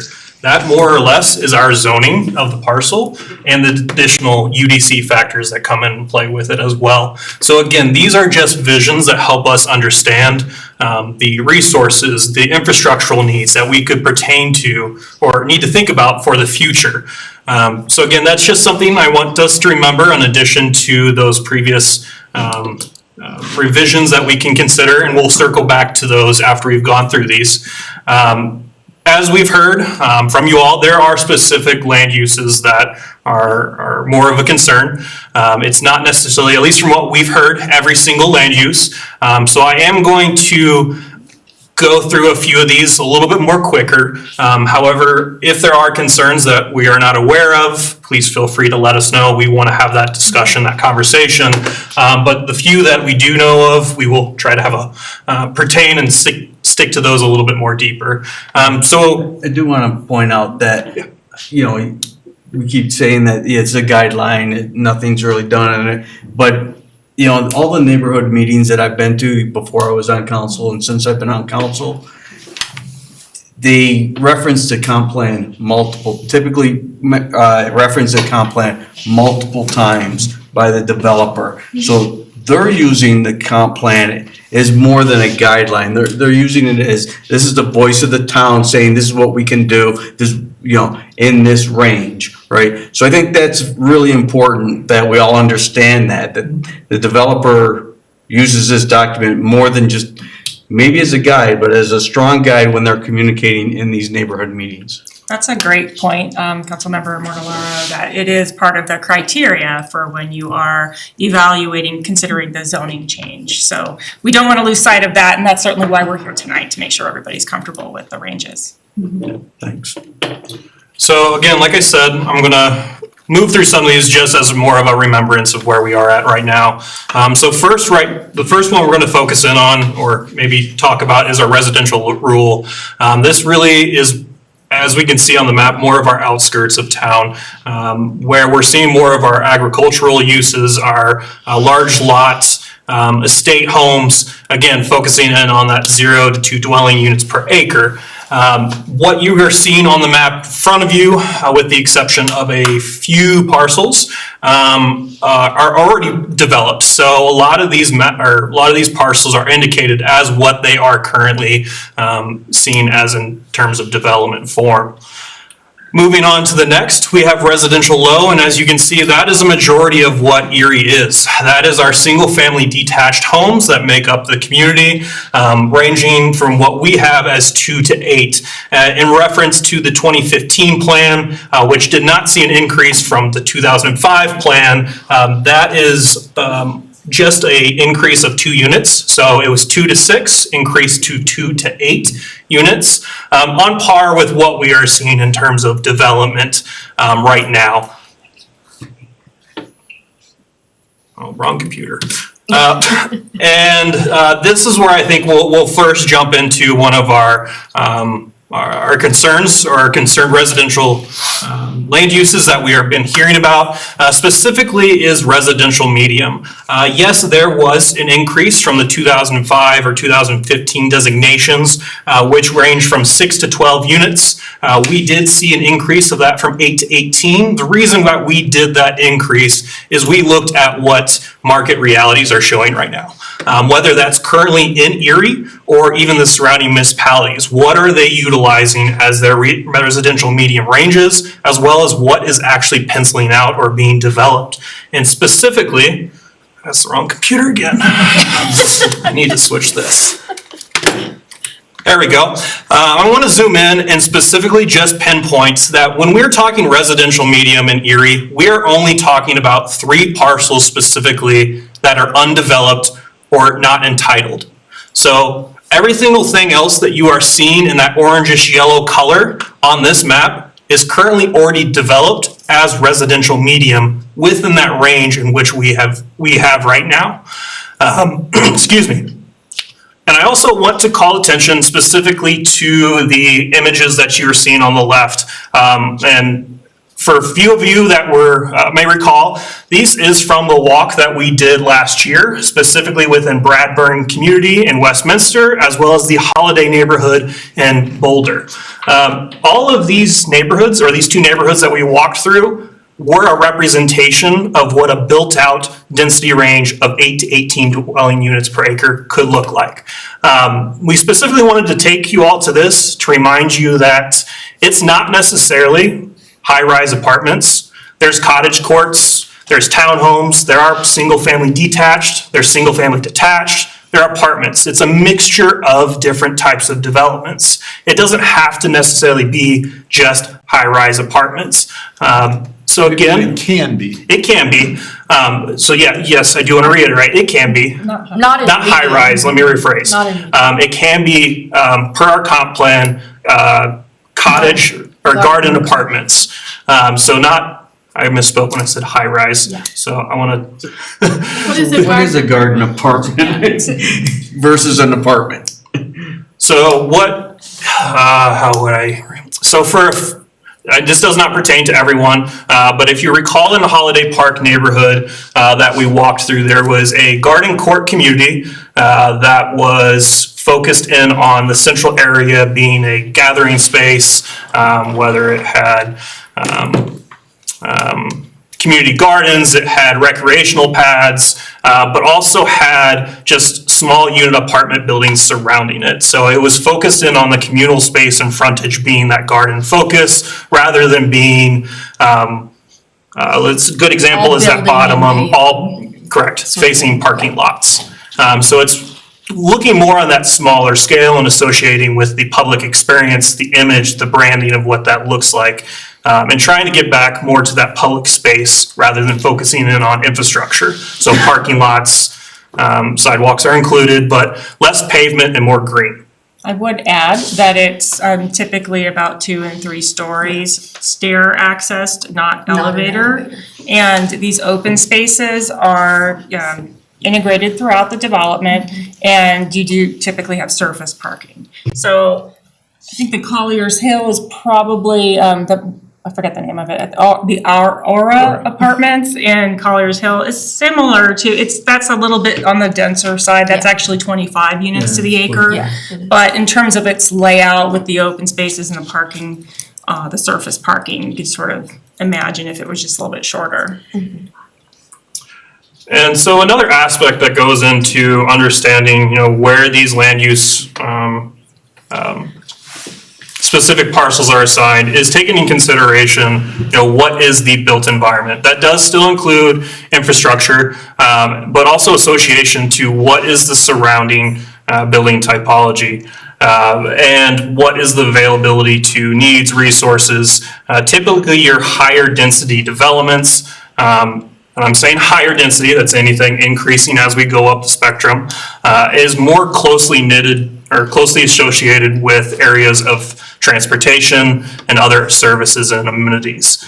So if you focus in on some of these parcels that are indicated as this, that are undeveloped and entitled, That is looking at proximity of what those services, transportation corridors are, and understanding that higher density development would be suited for the neighboring developments as well.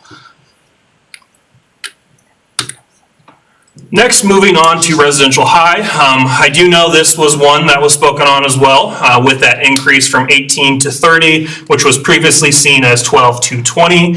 Again, this is looking at what market realities are. The one thing that I do want to call attention to this is that there were 0 properties that were brand new that aren't already developed that are situated in residential high. Meaning that with the future land use map, we are not proposing any future residential high development within the town planning boundary. Just for reference of what that is, you are looking at 9 Mile Apartments on the left-hand side of the screen, as well as the Aura Apartments across from Erie High School. Those are residential high, currently already developed units within the community. So that is what that residential typology would look like. But again, I do want to just reiterate, with the comprehensive plan, there were no new parcels designated as residential high within the future land use map. And that moves us into mixed-use neighborhood. And these next two mixed-use categorizations are a little bit more hard to understand and interpret, just because it does play into a role of residential, commercial employment, potentially industrial to a degree, uses all fitting into one categorization. Unlike the 2005/2015 plan, our mixed-use designations did not have a dwelling unit per acre counted. So what we did for the update for the 24 plan was to look at market realities, understand what is happening with our neighbors, as well as understanding what our economic potential is to set those dwelling units. So mixed-use neighborhood, a good way to think about this is horizontal development. This is seeing a corner that has commercial components, maybe right behind that, having townhomes, feathering off into single-family detached homes as you go across. It is not saying the entire development would be 12 units to the acre, maxed out. This is just a range. For reference, I do want to call attention to North Westerly. I do recognize it is not developed at the moment, so you're not able to physically see it, but North Westerly is a mixed-use development. It's going to have commercial, employment, retail opportunities, a range of housing typology. Their gross density is coming out to be 5 units to an acre. So while we are seeing 6 to 12, in terms of gross density, when we calculate in the infrastructural demands as well as the parks and open space requirements, we see the actual gross density tend to be less. And that's what we see consistently throughout the market. I do know one of the properties that we do have on this map shown as mixed-use neighborhood. Some have referred to it as the Golden Run, or specifically Aaron Harbor's property, is a property that we do see as very high potential for being mixed-use development. And again, I want to reiterate potential. What we are seeing on this map, if they're colored in, is not saying that development is going to happen. Especially in instances when the property is not annexed into the town. This is us hypothetically thinking forward to, if things were to happen, what we might want to envision by that. Again, that is seen as a vision and a guide.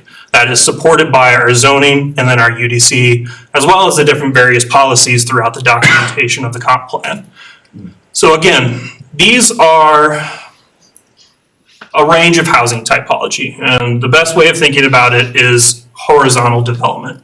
And that moves us into our... I just wanted to mention, I remember when we did the preliminary plat for Northwesterly. There's a lot to like about it, and there were a lot of features that I really liked it and liked the idea.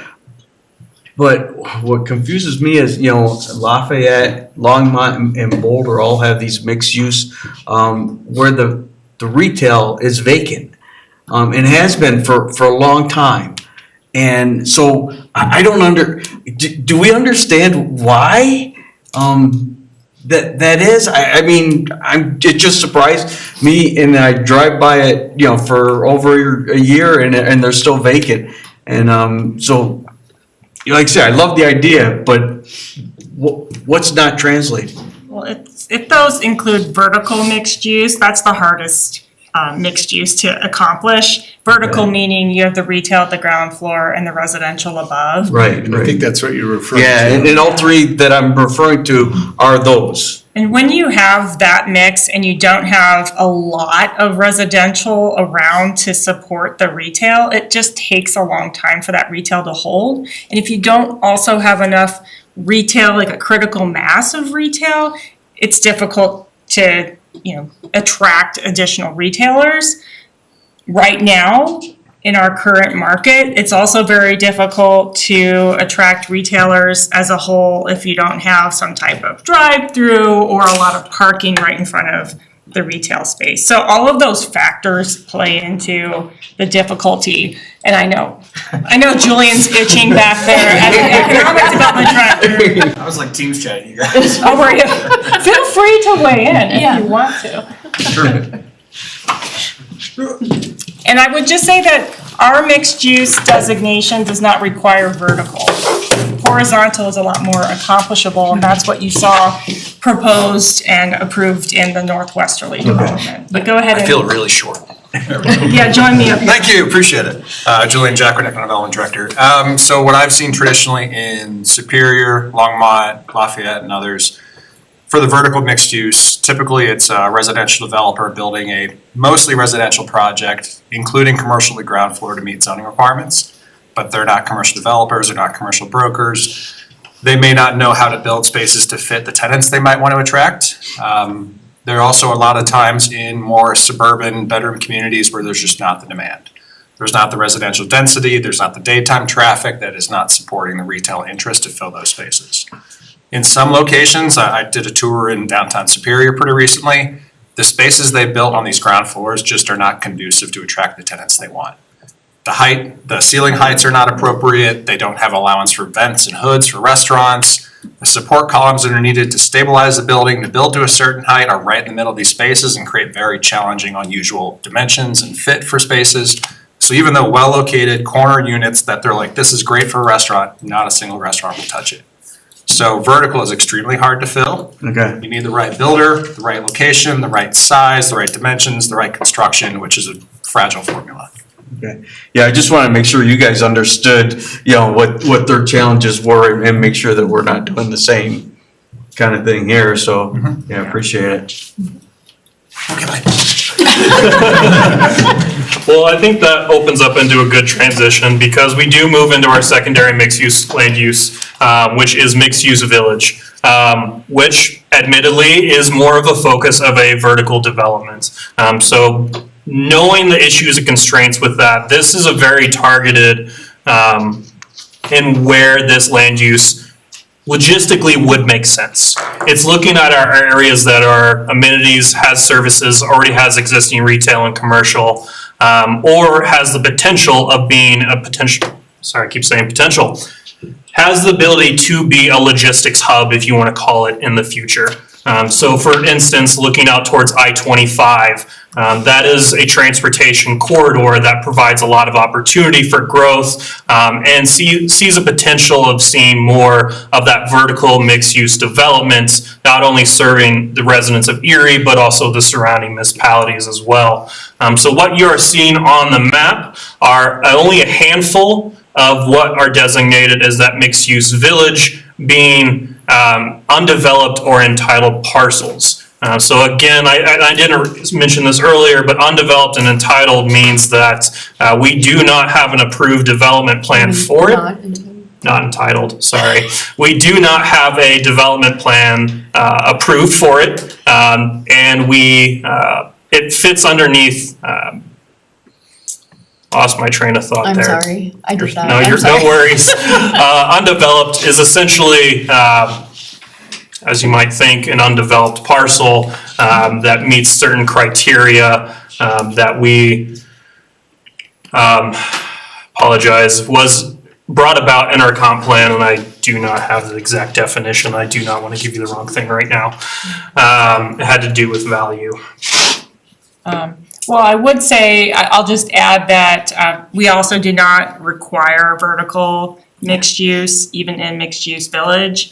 It may be encouraged by potential zoning for that area, but that's, the flexibility is there. The densities, the allowable densities are a little bit higher. And you can see an existing site with, that kind of meets the densities of mixed-use village that's already entitled is the town center.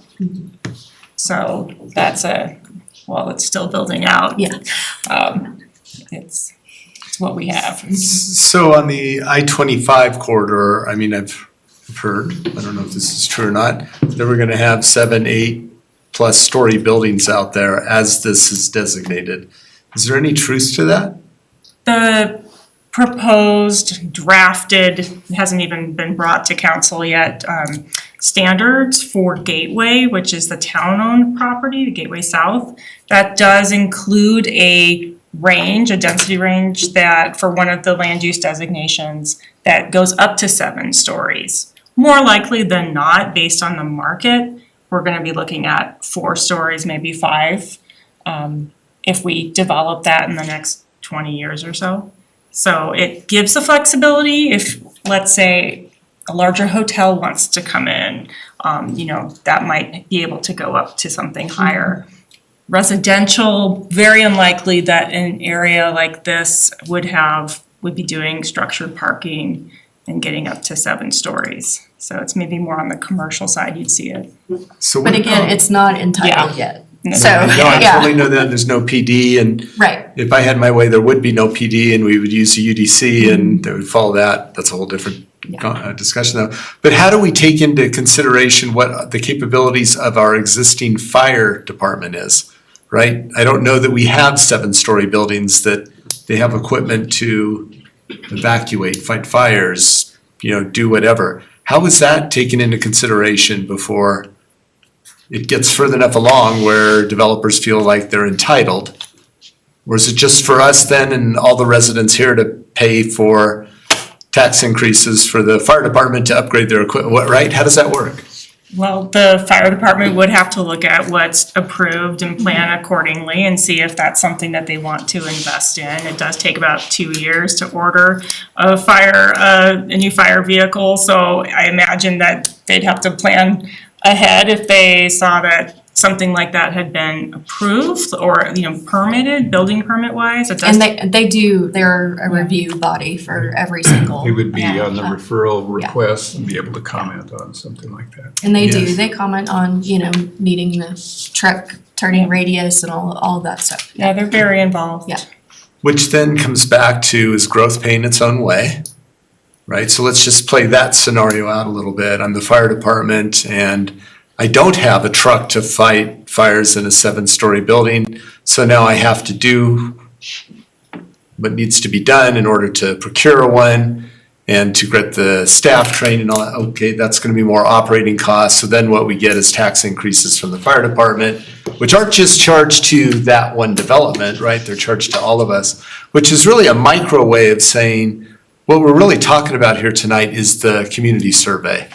And the community survey, they came back pretty clearly saying, we don't want the density. We want to protect the character of Erie. And so really, I think a fundamental question here in front of us tonight is, why do we have to do this type of density anywhere in our town? And what's driving that to make it happen? So when we were doing the comp plan through extensive outreach, we heard from current residents, that it is really painful to get in your car and drive to the edge of town for goods and services.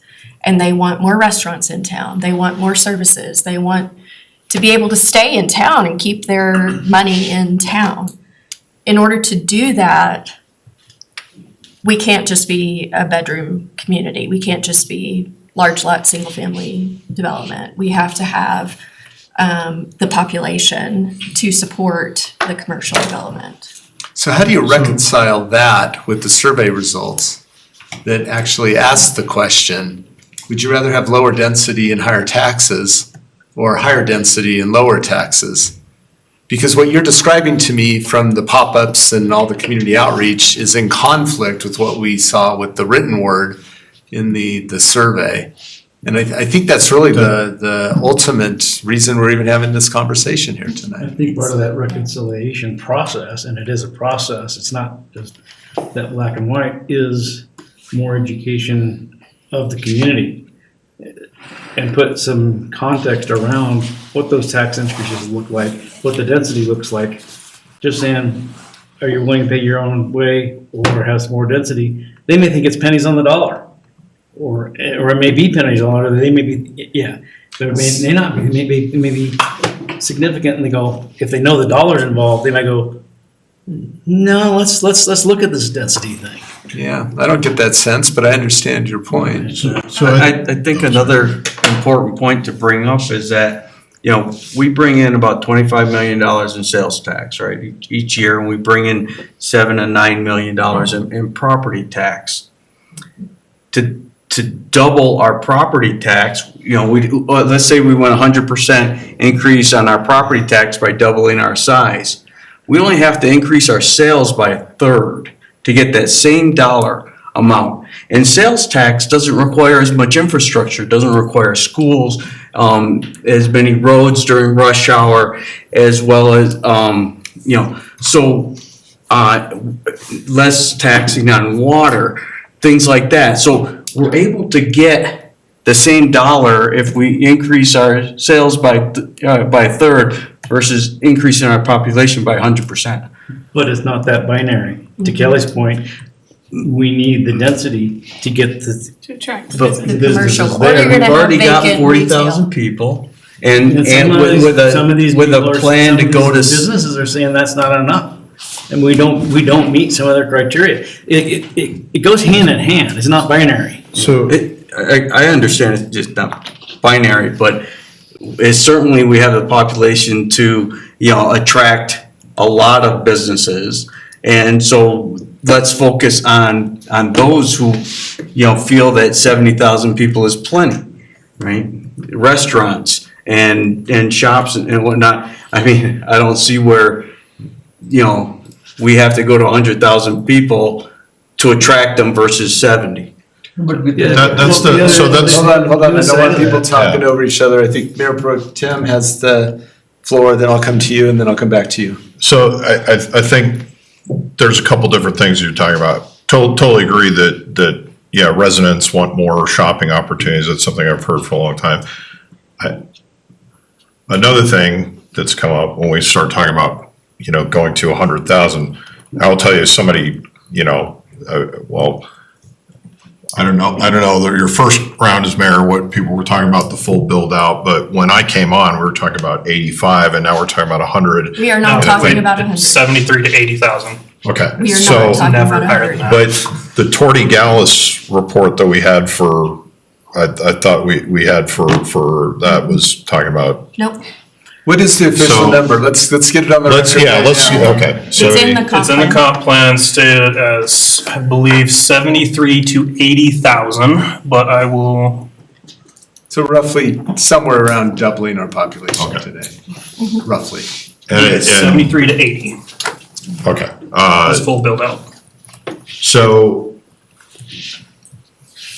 okay, that brings up other questions, but I'll say that for Larry. So I think another thing is talking about the areas, somebody brought up the Aaron Harbor property, because that's something that's kind of had a long history to it. I don't know if you're around for the first go around of that. Oh, I was totally around, Yeah, so and we heard from some residents tonight that there's a concern with, does what we do that fit in with what's the existing area? Because I think that's also important for residents and ensuring. Now, again, mixed use neighborhood, if we're talking 6 to 12 dwelling units, I think that might be a little bit different than when we're talking about the new kind of medium density. And that's the other thing that's confusing to me about this, because when we did 111th and Arapahoe, we were doing a zoning application or the old zoning districts. So what was proposed as a high-density development there, we denied that application. And right now it's just ag holding, but I think when we talk about applying a zoning, a potential zoning for that area, I think for us, like, one, is that area, if you did mixed-use neighborhood, well, that's 6 to 12 units, but is that a big enough area to do a mixed-use development? And then we're stuck with, if we don't have that, then if we're talking about medium density, then we go up to those higher densities, which puts us back to what we denied in the first zoning application. So I think one of the problems that I think is a difficulty for us is finding the right solution for the right area, and because that particular area, we have a ton of issues with access, with sewage, and I know we're working on some of the solutions around that. Finding a solution for whatever would be the, if Mr. Harbor determines at one point he wants to try to annex back into the town, what would be for that? And does that meet the expectations of what the residents are asking for? I understand that yeah, we do want to see more commercial development, but I think there's certain looming questions that have been, I think, looming for a while, and I think specific to 111th, I think. We'll come back Yeah. around to each of these sites. Yeah. So as far as like, does the mixed use, how does that work with surrounding neighborhoods? I think if you look at, you know, the northwesterly site, there's that rural residential neighborhood that it kind of wraps around. Well, what they did, and because of the comp plan and the policies in the comp plan, there was an open space buffer provided between those properties, and they cited their lower density products near that stuff. They didn't put, you know, the apartments were down off Erie Parkway. They weren't up against, you know, a 10-acre rural subdivision. So it's policies in the comp plan that can kind of help us when we're doing that development review in getting those things that help fit in with existing development. Okay. If that makes sense. Okay. That's also a product of the neighborhood outreach. Yes. That's required as part of zoning. And so those conversations that the applicant had with those rural property owners resulted in that type of adjustment to their plan. Sure. All right, let me come back to Councilor Malay. I just had add one point where we have less number of businesses, and to your point, they have to spend like the residents have to spend 4 or 5 times in those small spaces or the limited spaces. And expanding businesses will come into picture when, you know, they'll look at how many people are there, and then they'll probably back out and say there is not enough demand for me to be successful. So in order for the new businesses to be successful, we need population. And in order for the existing businesses to survive, it is still like we need more people, or like the people have to spend 3 times more in these same spaces, which is not going to happen. So I just wanted to bring that point. And we don't have a lot of land that isn't already developed or entitled. And that's, And the commercial like availability is very, very low, right, in Erie? Yeah, but I think population, but also, we're a pretty affluent, community, high incomes and whatnot, that attracts businesses. So it seems like Erie, without having to grow much, has a lot to attract businesses. No, even the affluency point, right? So I eat in only Erie for 2 days. Third day I want to go out. I can't have only 2 or 3 places serving me for every event in my family. Yeah, great. So it goes to Lafayette or goes to Broomfield or, you know. Right. Okay. Sorry, go ahead. Let me come back to Councilor Hoback. Yeah, just one more comment is when you talk about these small pockets of potentially medium mixed use, medium density versus having it all be suburban sprawl, it also creates an opportunity for saying, okay, we're gonna have a little bit of high density here. We're gonna have the income, maybe we buy some open space, and you can create more diversity there and, you know, a very nice community. All right, let me come back to staff to keep going so that we can then start talking about parcels that are on our minds. Yeah, so as far as affordable housing, best practice are to locate, you know, where it is already served by transit, planned to be served, near jobs, near commercial or neighborhood centers, and really intermixed within all kinds of housing types. I will note, something got messed up with our graphics here. There should be a lot more neighborhood centers, the little orange stars. There should be some down on Highway 7 and 287 and Arapahoe, Erie Parkway and County Line Road, Gateway. So just bear that in mind when. So the blue circles show the properties that are either already developed or entitled that have an affordable housing component. So there's the Cheeseman residences. A little bit to the north and east of that is the senior housing just north of Old Town. And then, of course, Northwesterly has an affordable component as well. And then the red ones are those that are more in that vision stage. So.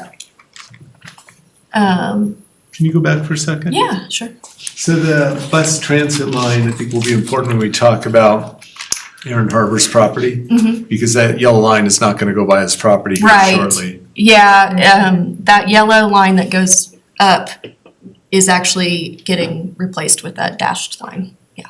Yeah. Yes, The green dash line. correct. Okay. Sorry. Yeah, so we can pause here for some discussion on the policy options before we talk about implementation, some of the implementation items. So I think it would help me, but I'll also take guidance from council to talk tangibly. And so it helps when we actually look at an actual parcel. Okay. And so unless there's strong feelings to go a different way, what I'd like to do is just start south and go north. And I think when we set this up, we said there were 3 parcels, although we can add more.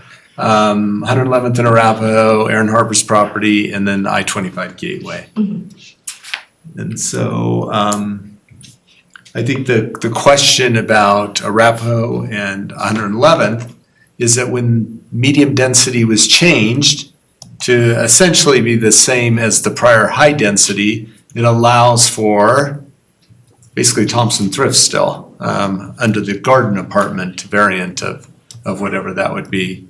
And I think you saw the uprising. I mean, 2 of us are probably here tonight because of that. Or at least it was the catalyst for that. And so, do we have to have that kind of density on that particular property? Well, currently, the comp plan, because the comp plan was actually adopted after the Arapahoe and 111th application came through to council, it was assigned medium density, which goes up to 18 units to the acre. That proposed project had about 25 units to the acre, so that was in the high density category. So we chose more because we heard that the community was more comfortable with up to townhomes in that area. So that's why we designated it as medium density, which is primarily duplex townhomes, very small lot. You could get a low density you can get low density garden apartments, but it's not gonna be something as dense as Collier's Hill or the 9 Mile project, because those are both at 25. So I guess the question that we have for you is, the density ranges that we have in the comp plan, we did, as Josh mentioned, adjust them to the realities we were seeing throughout the town in terms of built development. But that is an option for council to take a look at and just revert back to the comp plan designations that we had in 2005 and 2015. It is usual to take a look at those and to adjust to market realities. That's why we started in the 90s at, I think our maximum density was 2 units to the acre. So we have evolved and, and we have done that work before. But if there's a desire to kind of have that middle ground and kind of stick with 2005, 2015, we can certainly, propose lower density ranges. So that's one option. The other option is to specifically go in and reduce densities on specific parcels or change land use designations. Can you do that?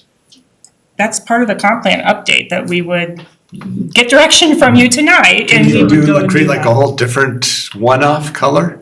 That's Like a We would different adjust to color? the existing. That's What am I- what you referred to during our last meeting, or in that information. That designation could have been changed. But then it'll go to technical analysis Yes, and then community outreach, like it's, Right. we don't change it. We don't just change it. Right, Yeah. we would Yeah. take it through, it has to go through community The planning process. commission, Yeah, whatever no, we I do. get all that. Yeah. Sorry, my question wasn't clear. Are you saying that for a parcel, you can designate its own density? Or are you saying no. create a? No. Yeah, I okay, think because she I meant- thought yeah. that would be kind of weird. No. No, sorry if I confused you on that response, but we would either, the options are change the whole density ranges as a whole that we've shown you tonight, or change the designations on a particular site. Right. The color. Yeah. So, I just want to clarify one thing. Thompson Thrift was actually, the pre-application and the application was going through as 17 units per acre, which is still, which is not within the old medium, but is within the new medium. And unfortunately, I know the details of that property far too well. But that's where they were planning. Now, they were going to be asking for more, as we found out in one of the later council meetings, correct. because of the money they felt that they had put in, that they were going to come back and ask for a higher density, but what they put in was 17 units. You're right, they started there. You're right. Yeah, so on that particular parcel, I mean, I think some of my neighbors would love to see it as open space, and I totally get that perspective. I'm under the, I want a step down, right? We talked about, I think feathering was the term you used, or step down. And it would be nice to have a step down from the apartments there. So in all reality, even if they were to do the max at 18, that would still be a step down from the 9 Mile apartments that are currently already developed. So even at, because if we recall from this image, the neighboring parcel to 111th and Arapahoe is currently developed as I. So as medium, this would be a feathered step down from the neighboring, at least to the west. Yeah, correct. Yeah. But if you step it down there, then it still steps down to the north as well, right? In the sense that you're going from low to medium. Yeah. If it's townhomes or duplexes, that type of thing. I think the concern is that it doesn't necessarily have to be townhomes or duplexes. If it's medium, does it preclude uses like assisted living or memory care? No, it doesn't. It does not preclude assisted Because that's living. a kind of living, it just Right, then is yeah. units per acre Yeah. again. Yeah. Just the scale in general, I mean, at 18 units to the acre max, you're probably gonna get up to 2 and 3 story buildings, not all of it being 3-story, just because that would again move you well into the mid-20s. Yeah. If you recall the 9 Mile project, which I know has a name, it's a mix of 2 and 3 stories, but more Savannah. primarily 3. What is it called? Savannah? Savannah? Savannah? Savannah. Savannah? That's a very fancy way of saying it, but yeah. That's what so with the up to 18 units to the acre, that would be like a dense townhome, similar to the denser townhomes that you see shown on the pictures on the slide here. And, or it could be, again, the garden apartment, but it would be more like a 2-story primarily. And that's kind of where, at 17 units to the acre, the original proposal with Thompson Thrift was primarily 2 stories.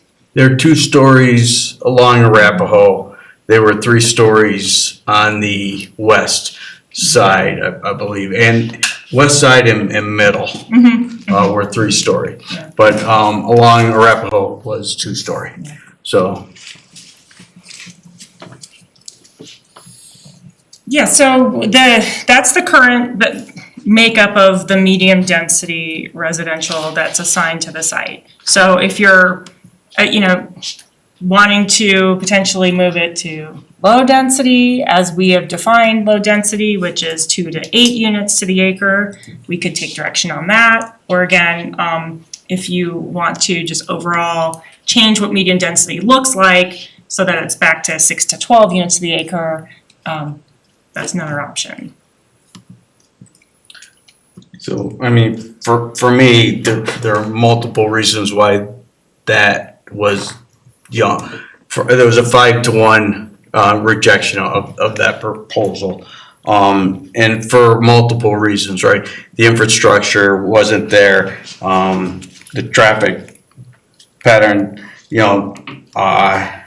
clearly in the survey came out that, that stretch of road is probably the most, mentioned in the survey as, traffic congestion, whatnot. We still have a drainage issue in that area that hasn't been, fully sorted out. Plus, we're going to be draining the Tebow property, which is on the southwest corner of 287 and Arapahoe, probably down 111 as well. So we're gonna be adding that, plus if we develop on that 111 in Arapahoe, now we, instead of just 9 mile draining down there, you got the Tebow property and 111 in Arapahoe. So for all the, for the many infrastructure issues, to have it still designated as at the density that was rejected, it is a concern to me. All kinds of. We'll take a break here in a second.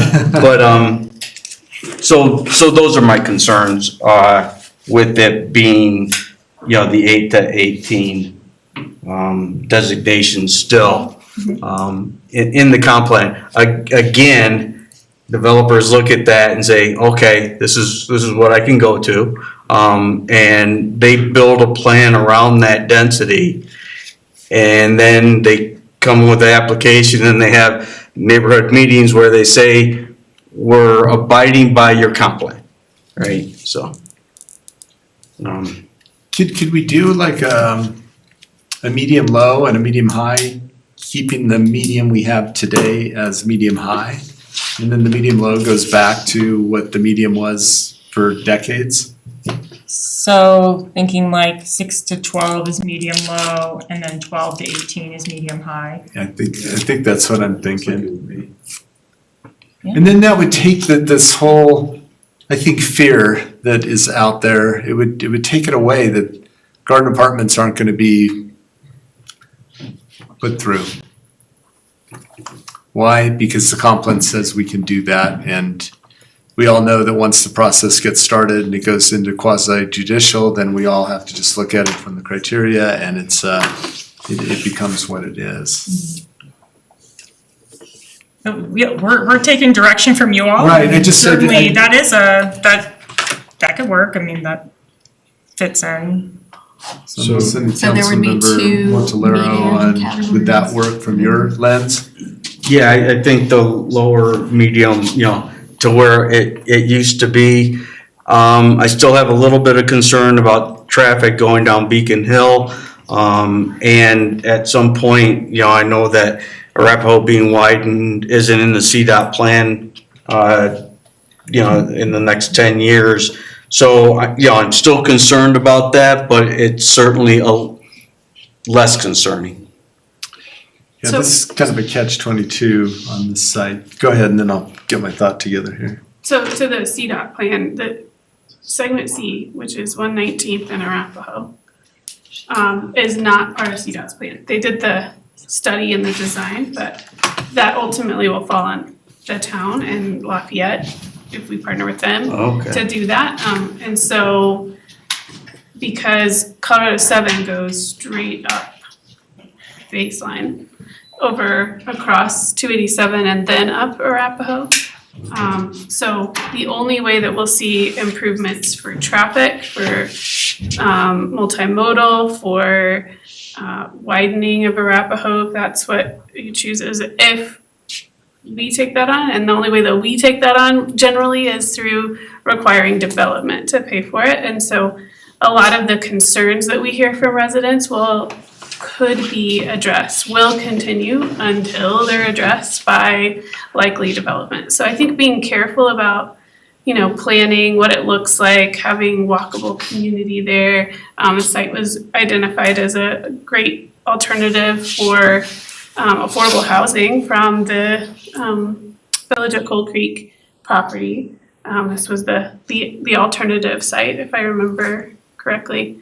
And so, I think that there's a lot of opportunity to be really thoughtful. I think that you have, taken the lead on being really thoughtful about this corner. But I do think that if we are gonna really truly address the drainage issues and the traffic that we hear about in this area and all the traffic lights, I've been thinking about, roundabouts, what makes sense over there. We talked about roundabouts to avoid traffic going up the Beacon Hill neighborhood. There's just a lot that can be done, I think. Having maybe a low residential, low, medium, low, whatever you call it, maybe that could encourage the kind of development that you're wanting to see there. But I think for us to really address the issues that we see on Arapahoe will require something to happen. Yeah, I think I agree with everything you just I said. totally agree, but Thompson Thrift was only willing to put in like a couple left turn lanes, right? They weren't gonna widen, Arapahoe, they weren't gonna put that kind of money into it. But so. we can require that when the development does happen, right? And it either pans out or it doesn't. Is that right? We can ask for improvements that are. Miguel's been just waiting. Wait, like, when's my jump? All right, and here it is. Miguel Aguilar, Principal Transportation Planner for the town of Erie. With that development, we would require them to widen Arapahoe Road between US 287 and 111th Street. They would make improvements to 111th, and we would guide them on what kind of connections they would have from their development onto Arapahoe Road or onto 111th, or both. I think at the time, as you mentioned, we were talking to them about a roundabout to access onto 111th as far south on their property as possible to keep it away from the Arapahoe and 111th intersection. And then the connection on Arapahoe Road would just be a right in, right out, and they'd be required to put in a median to prevent left turns from getting out of the development onto Arapahoe Road. Yeah, all that makes sense. All right, is anybody council-wise against on that particular parcel doing this medium-low for that? So we don't have to mess with all the other mediums, which then become the medium-high. Is that an option? If we added, if we had to If we split the add the range and then designations. just label it that one. Yeah. we could- And I think that's essentially, So what does that process look like? The same as any change to the comp plan. We'll do a technical analysis to make sure we can do that. And then it'll go to the public outreach, and then it'll go to planning commission, and then it'll come back to us. Okay, and then we would approve it as an amendment. Correct. To the comp plan. Got it. The only question that I had was, I was looking up Lafayette's comprehensive plan, and to the land just to the south, I mean, I think it's just smart, it says housing area. I Yes. don't know Yeah, what that that's means. their So, just kind of ensuring that we want to be good neighbors. And one of the things that I've said before was that this goes back before any of us, but like in the global settlement, like I would have hoped that we had a joint solution for both those areas. It was kind of weird because I remember in 2021, this came up and we were trying to, there was something where we were trying to do a comp plan amendment before we did the amendment to the whole thing, and then that got pulled off. Anyways, I just want to make sure that what we do there, I don't want to negatively affect Lafayette if they have plans for that. I know there is still a house on that property, but I know the previous owners, but I don't know if anyone's currently in there or what, what the Do we do a situation is. referral to Lafayette on something like this? Yeah, Okay, so so part of there- our engagement process is not only to our residents as a whole, but also extending opportunities surrounding municipalities to review any Sure. amendments as well as the entire document. okay, So so we'll- they would have an opportunity to review anything before we would come to planning commission and council. All right, double checking, is anybody against just making that split? One last question. So the densities will have 5 categories? Yeah, we'd have Yes. rural, low, medium high, and high. Good. Thank you. All right, I think you have direction to do that, to take it through the actual process. Create some medium low, repeat back the density you would use for the medium low, 6 to 12. 6 to 12? John, It you know aligns these with the better than mixed me. use neighborhood. That's what it was previously. That's what it was. So, Okay. okay, so, and then for the specific site, 111th and Arapahoe is the direction that would be medium low. Yes. No other parcels are we designating that, not at least at this moment. As we go further, maybe there's others. Yeah, we could take a look at that as part of our update, or the amendment. It's just if we suggest any others that we think might fit well into that category, we will bring that back. Okay. And then I think going south to north, I think Aaron Harbor's property would be the next one. By the way, for those that might be listening at home or look at the tape later, we call it Aaron Harbor's property because a gentleman named Aaron Harbor lives on the property. There's no other mystery behind that other than he lives there. And he's wanted to develop it for a long time. He actually annexed in. I don't know if any of us were on council when he annexed in and annexed out now. It was 13. Annexed in, and then there was some falling out with the town, some litigation of some sort. Bottom line is he got annexed out, if I remember. Were you here already by then? 2013. That was pre you. And so it's been sitting there. The vision for that property was what I would call ultra high density. Anybody can go out to goldenrun.org, I think it is, and you can see the renderings of the 8-story buildings. I spoke with Aaron for almost an hour over the weekend, and great conversation. I've known Aaron for a long time. And he does have this vision, this kind of utopian vision, and he'll tell you where he believes cars should be banned and that there's enough density in there to make things happen. I think the way we have it today, it would never allow that to happen. But I think there's concern that that property is right in the middle of the town.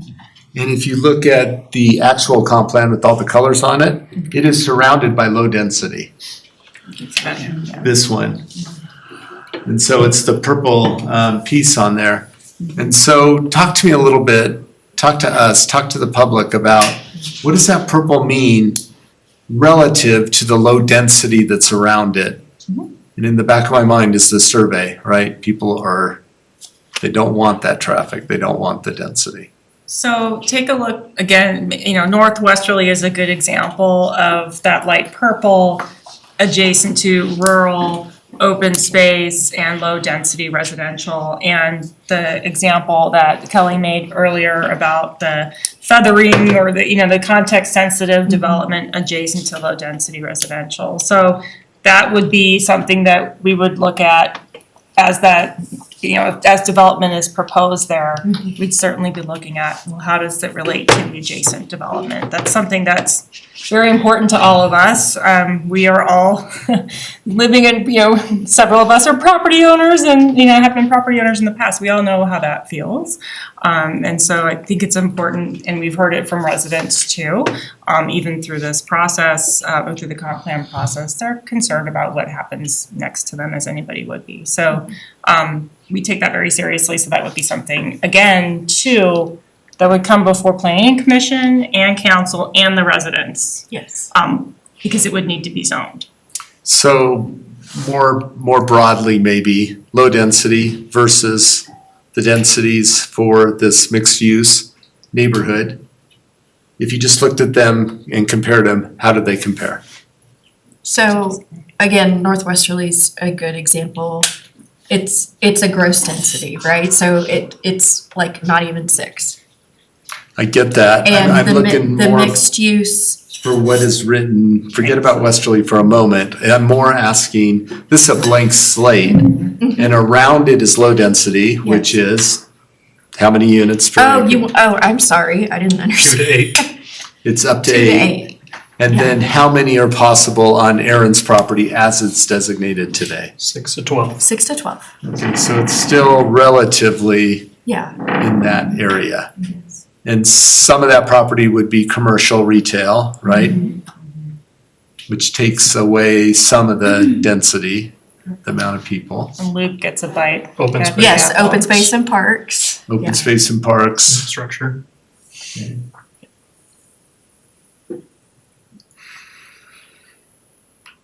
So technically, that then is lower than our current medium density, up to 12. Yes. And medium currently is up to. The new medium low is the same density range as the mixed use neighborhood. So we could do apartments, townhomes, single family, so we can get the diversity of housing, Correct. which helps with affordability. Okay. But it's not so dense that anybody should fear that that's gonna look extremely different than the property to the north or to the west. You might have elements, like you said, there might be apartments and, right along county line, or, just, because that could fit into an overall density with single family. Yeah. When you blend it together. You could have even large lots in there for some of it to balance out, to make the densities work. Yeah. Okay. I think I'm okay. I just, I wanna articulate it in public, so the people that have the fear of Golden Run, right? I'm hearing Golden Run cannot happen the way that we have it in the comp plan today. No, And is there there's a height restriction, right? This Golden Run would violate our code for, So the comp plan, we don't have We don't have heights in the comp plan. So That's we in have, zoning. yeah, we have building typologies. And then, the zoning, which need later in the presentation, is something that we also need to align to the comp plan. They have been out of alignment for quite some time. And that's where you would have height. okay. Good. I know in Lafayette, their code is 3 stories or 35 feet. I know you mentioned on the Page property, 30-foot limit. Or maybe that's what the design came back is 30, it was 30. 35 usually. That's, 35 is pretty consistently. Most all of our districts Single are family. 35. So is the Parkdale, is those ones off, that's 35 feet? Okay, all right. Well, the way we. Parkdale's in a PD. Yeah, I knew that, but So they can they're- set, their own height, their own setbacks, their own. Oh, so PDs. is that, I don't know okay. for sure, I don't know. okay, I was about just, that. I don't they know. look 35 feet, so. The devil's in the details, because also the way that you measure height and the way that we measure height, it's like the midpoint of the roof, so you could have a point that goes higher, so. Yeah. Okay. I do think there's a point to be made that if you have density that doesn't look like a skyscraper, that is more appealing to people than, this is what, I grew up in Boulder, and there used to be, that they were so strict on building heights because they did not want to block the view of the mountains, and at some point, long after I moved out of there, that kind of went out the window and, yeah, so. So on any of these new developments, are they, it's an affordable housing question. We have this agreement with Boulder County. It was done before I was here, so I know enough about it, but I don't know all the details. So it's that all new developments are 12% affordable. Is that a true statement? No, it's a goal to achieve 12% over time. Okay, so how do we've made this commitment to Boulder County. It applies to Weld County as well? But Westerly has affordable housing segments. As part of their pre-development agreement in relation to their metro district It's in their, it's approval. part of the points in the metro, points in the metro district. And the cooperative agreement with Boulder County Housing Partnership, it's not just Boulder County, it's the surrounding jurisdictions of Lafayette, Louisville, it goes all the way up to Lyons. It's a commitment to pursue as a region 12% affordable housing in the region. Right, which would, I mean, some people will look at that and say we each need to do 12%, or somebody has to do more, but you know, somebody isn't likely to feel like they should do less. At least I don't feel that way. If we have an agreement, we have an agreement. But I think we also have to recognize that if Westerly is doing affordable housing, and what is their percent again?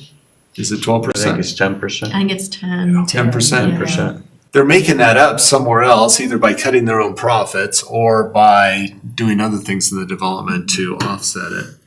Really hard for us to know how the money plays out in there, but there's no free lunch in this, right? Somebody is moving the money to make it happen. Yes, and they're not as deeply affordable because the metro district policy does not have the same definition that we ultimately, came up with and it have in our code now for affordable housing. So it's 80 to 120 percent of the area median income. So it's, you might want to call it more attainable versus affordable. And then, I think of things like tiny homes, right? It feels like there's a place for those somewhere, but I don't know that we have really figured that out. There's some shown in the town center plan on the T-Boat property in the north. You think Stephen's gonna do that? You usually want cheaper land to be able to, because it doesn't, you're not netting a high dollar per square foot sale price to pay for, you have to make it up somehow. We'll likely have another session on affordable housing, attainable housing at some point in the future, so. But it does play into this to some degree, as at least I'm trying to understand the densities and everything. All right, I'm not sensing any change needed for Aaron's property after this conversation. Yeah, I wouldn't say, I'm good with it where it is, but if we were going to go higher density on his property, I would be okay with along County Line Road. Not right? 119. Not 119, right? Because County Line Road, that's just our main thoroughfare. County Line Road and Erie Parkway are our main thoroughfares. And if we're gonna put density, I would say that would be where it is within reason, not anything more than 3 stories. As we move the jump bus away from 119th, his property loses the ability to say, hey, I want high density here because I got a bus line. Right, where 111th and Arapahoe doesn't fall under that. Be honest here. All right, no, Miguel Aguilar, you correct on that. However, we're working with RTD. This is brand new. I don't think anybody knows about this. Maybe Malcolm. We are working with RTD to extend the dash, which goes to Lafayette, the Willoughby development that's at 120th Emma. Yeah. We're working with them to extend that to Highway 7 to Coal Creek Boulevard, up Coal Creek Boulevard to County Line Road to the community center. Oh. So that's the next one in line, and so far they've agreed to it. So we're working on that. It's a few years out, but Second line? I know. This is exciting. This is the value of having the transportation mobility. Awesome. Yeah, so even though there will be no line on 119th, there will be one coming to County Line Road. Which is a perfect place Wow, for perfect. it, especially Yeah. if we want to do more apartment, higher density Right. out on the transit corridors. We could add a policy about thank you, Mr. Aguilar. We could add a policy about the development or a little bit of guidance around the development of the harbor property to talk a little bit about, where the density might want to be, height, compatibility, accessing transit. So that's always something you can add into a comp plan. It's just a little more guidance. So if, I would like that, if you guys Do we could, have a general policy about like density being appropriate along arterials and, but yeah, if we want to add something specific to that property. it's a big site, so. Yes. We do have some call outs specifically with, County Line is a corridor of special consideration, so that does introduce additional, policy criteria about how we want frontages and landscaping buffers and things like that. So we do have that area of special consideration guidance to, apply to this property should a development proposal come forward. But to Sarah's point, we can explore that even further for additional policies if need be. so I would leave that to your judgment if after this conversation and the understanding of the dash coming down, that if you feel it's appropriate, if we're gonna go through this public process, it seems to me that's the time to interject those things that staff think are appropriate to go in there as well.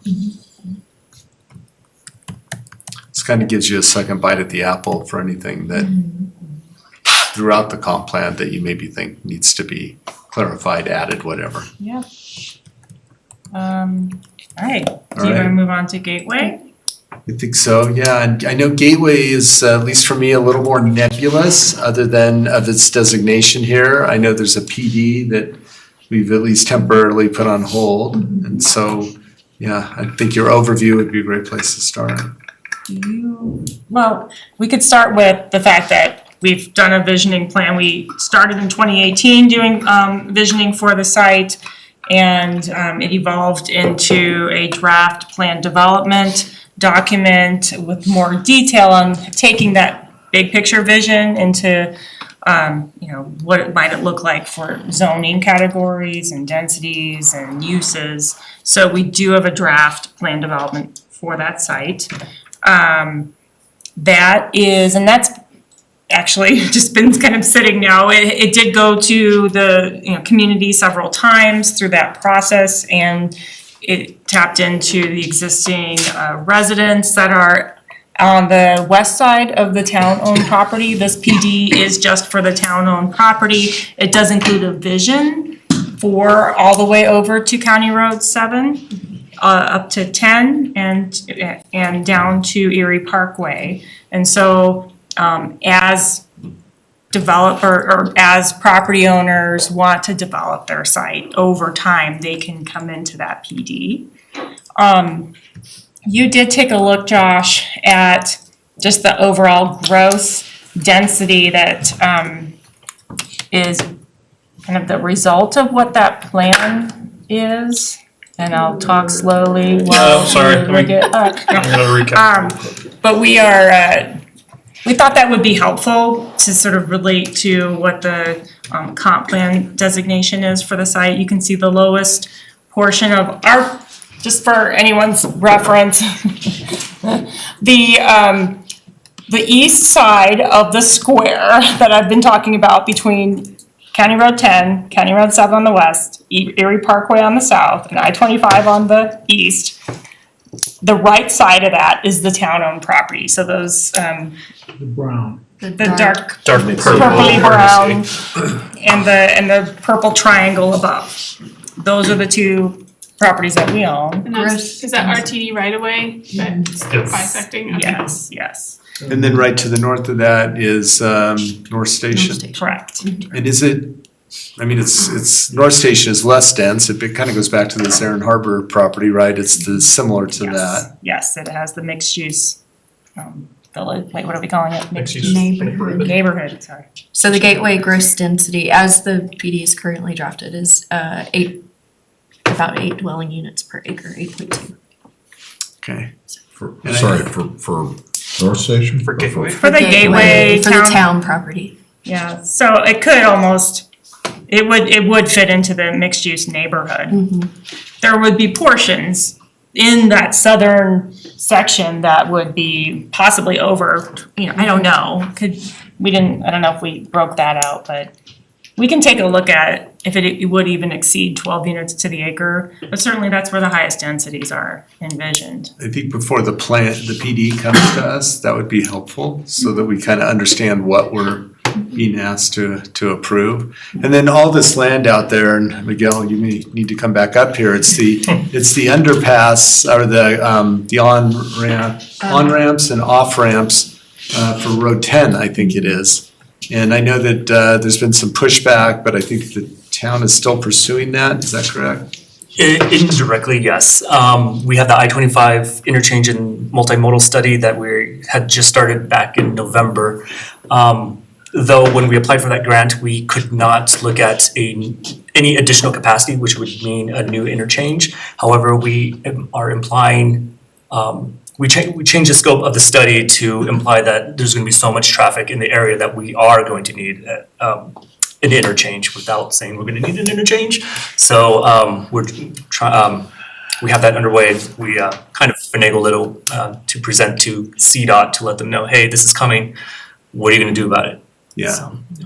All right, and So I think. it's looking at several interchanges, like Highway 52. Yeah, and it's looking at Erie Parkway interchange and Highway 52 interchange.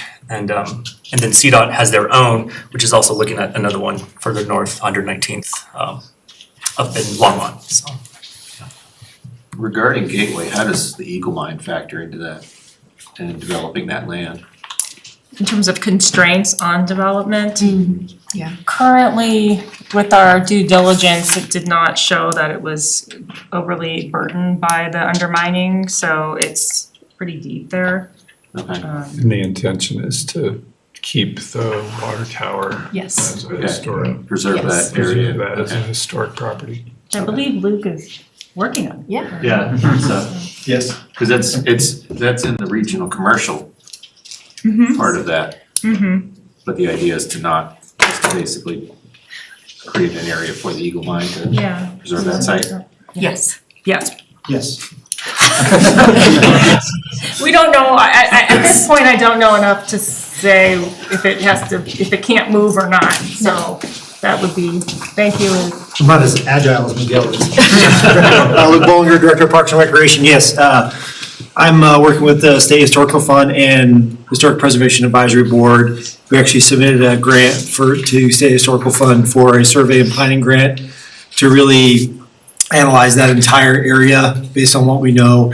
There's a lot of old foundations out there. Obviously, you have the existing tower structure out there. So once we designate that site as a historic site, once we designate the site as historic, then we can look at preservation activities. So making sure the tower doesn't fall over and then integrating it with the rest of the gateway. So, Nice. does that answer your question? Yeah, I just was, that was the map I was looking at. Yeah. I was curious how is Eagle Mine gonna work with that area? We'd like it to be integrated and something people can visit. Yeah, that'd be awesome. Yeah. Yeah, definitely good history that if we could build on it. Yeah. All right, any other questions, density, development, pathway for I-25 Gateway? So I guess I'm still confused on if we're gonna have other, there's North Station or the Reader property, what you're saying that they could possibly get into our PD for what we have for, or. Oh, Do you want to clarify? she was saying that the properties to the west Oh, of to the the town-owned west. Okay. property, we've talked with some of those property owners and they are interested at some point in the future. Oh, okay, Annexing into town and then applying the PD to their Oh, okay, property. I got you, okay. It So, should provide them value to Right. do that. Right. and I guess the other thing I was confused on, that you were saying the dark purple, that was what you were saying was 8 DUs per acre, or what? It, That's the entire. So the 8 would be the entirety of Gateway in terms of what town specifically we own? Yeah, okay. That's what I was. Yeah. That's Sorry. confused. I thought it was- And that's as the PD is currently drafted. And it could exceed 8 in the dark purple purple. area, because right now we don't have a lot of residential envisioned in that northern triangle. Right. It's more. It's more Oh, employment. more, okay, all right, okay, that makes, all right. So it might make sense There's a to little keep the bit of dark. residential there, but it's Yeah. mainly employment. Okay.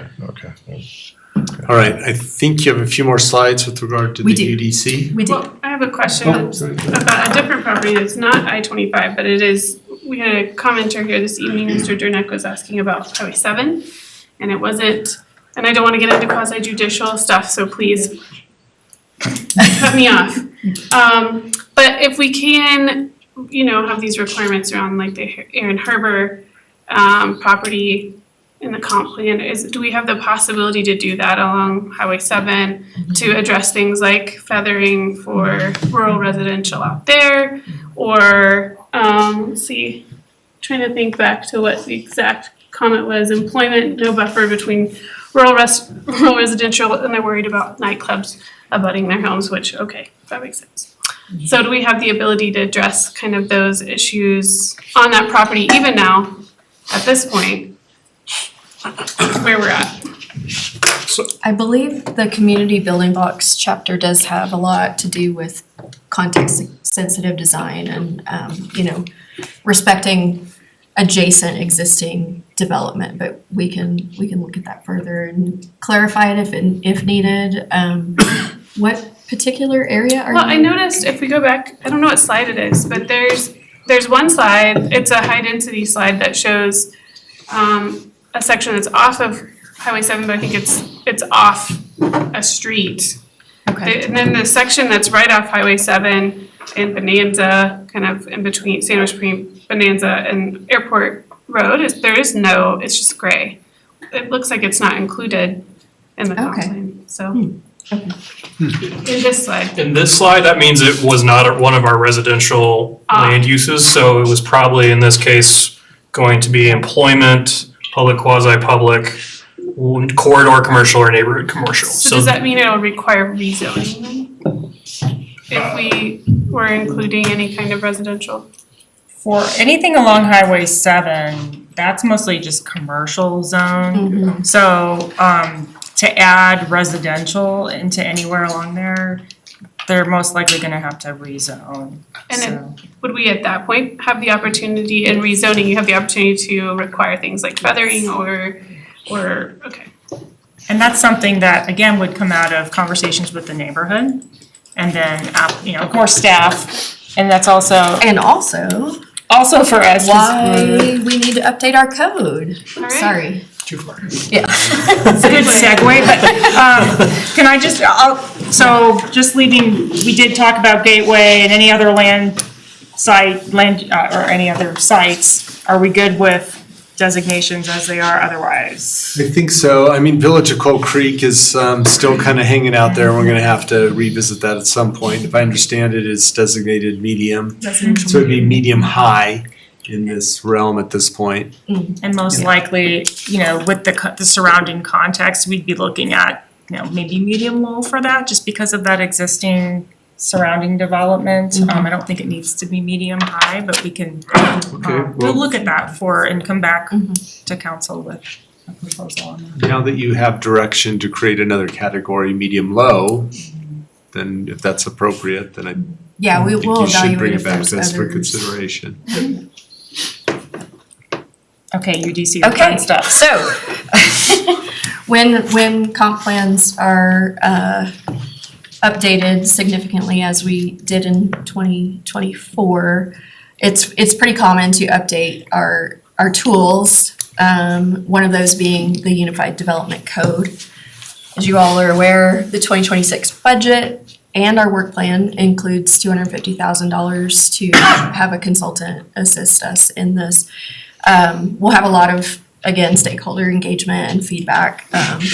It'll come through Planning Commission and you all, of course. And we do expect to hopefully be done in 2027. Yeah, so. And then as far as other updates, Josh has been working on Old Town and wanted to give you, yeah. Before you go off the EDC, I'm just looking forward to study sessions Yes. before it goes to the planning commission and Oh, comes to absolutely, us. yeah. We will come back to you with just an overview. Either we'll give you a memo of what that process is gonna look like, or we can always just come and do a brief overview of the outreach and make sure that you feel like we're engaging enough with both the council and planning commission. So we're just really excited to finally get them in. Get it place.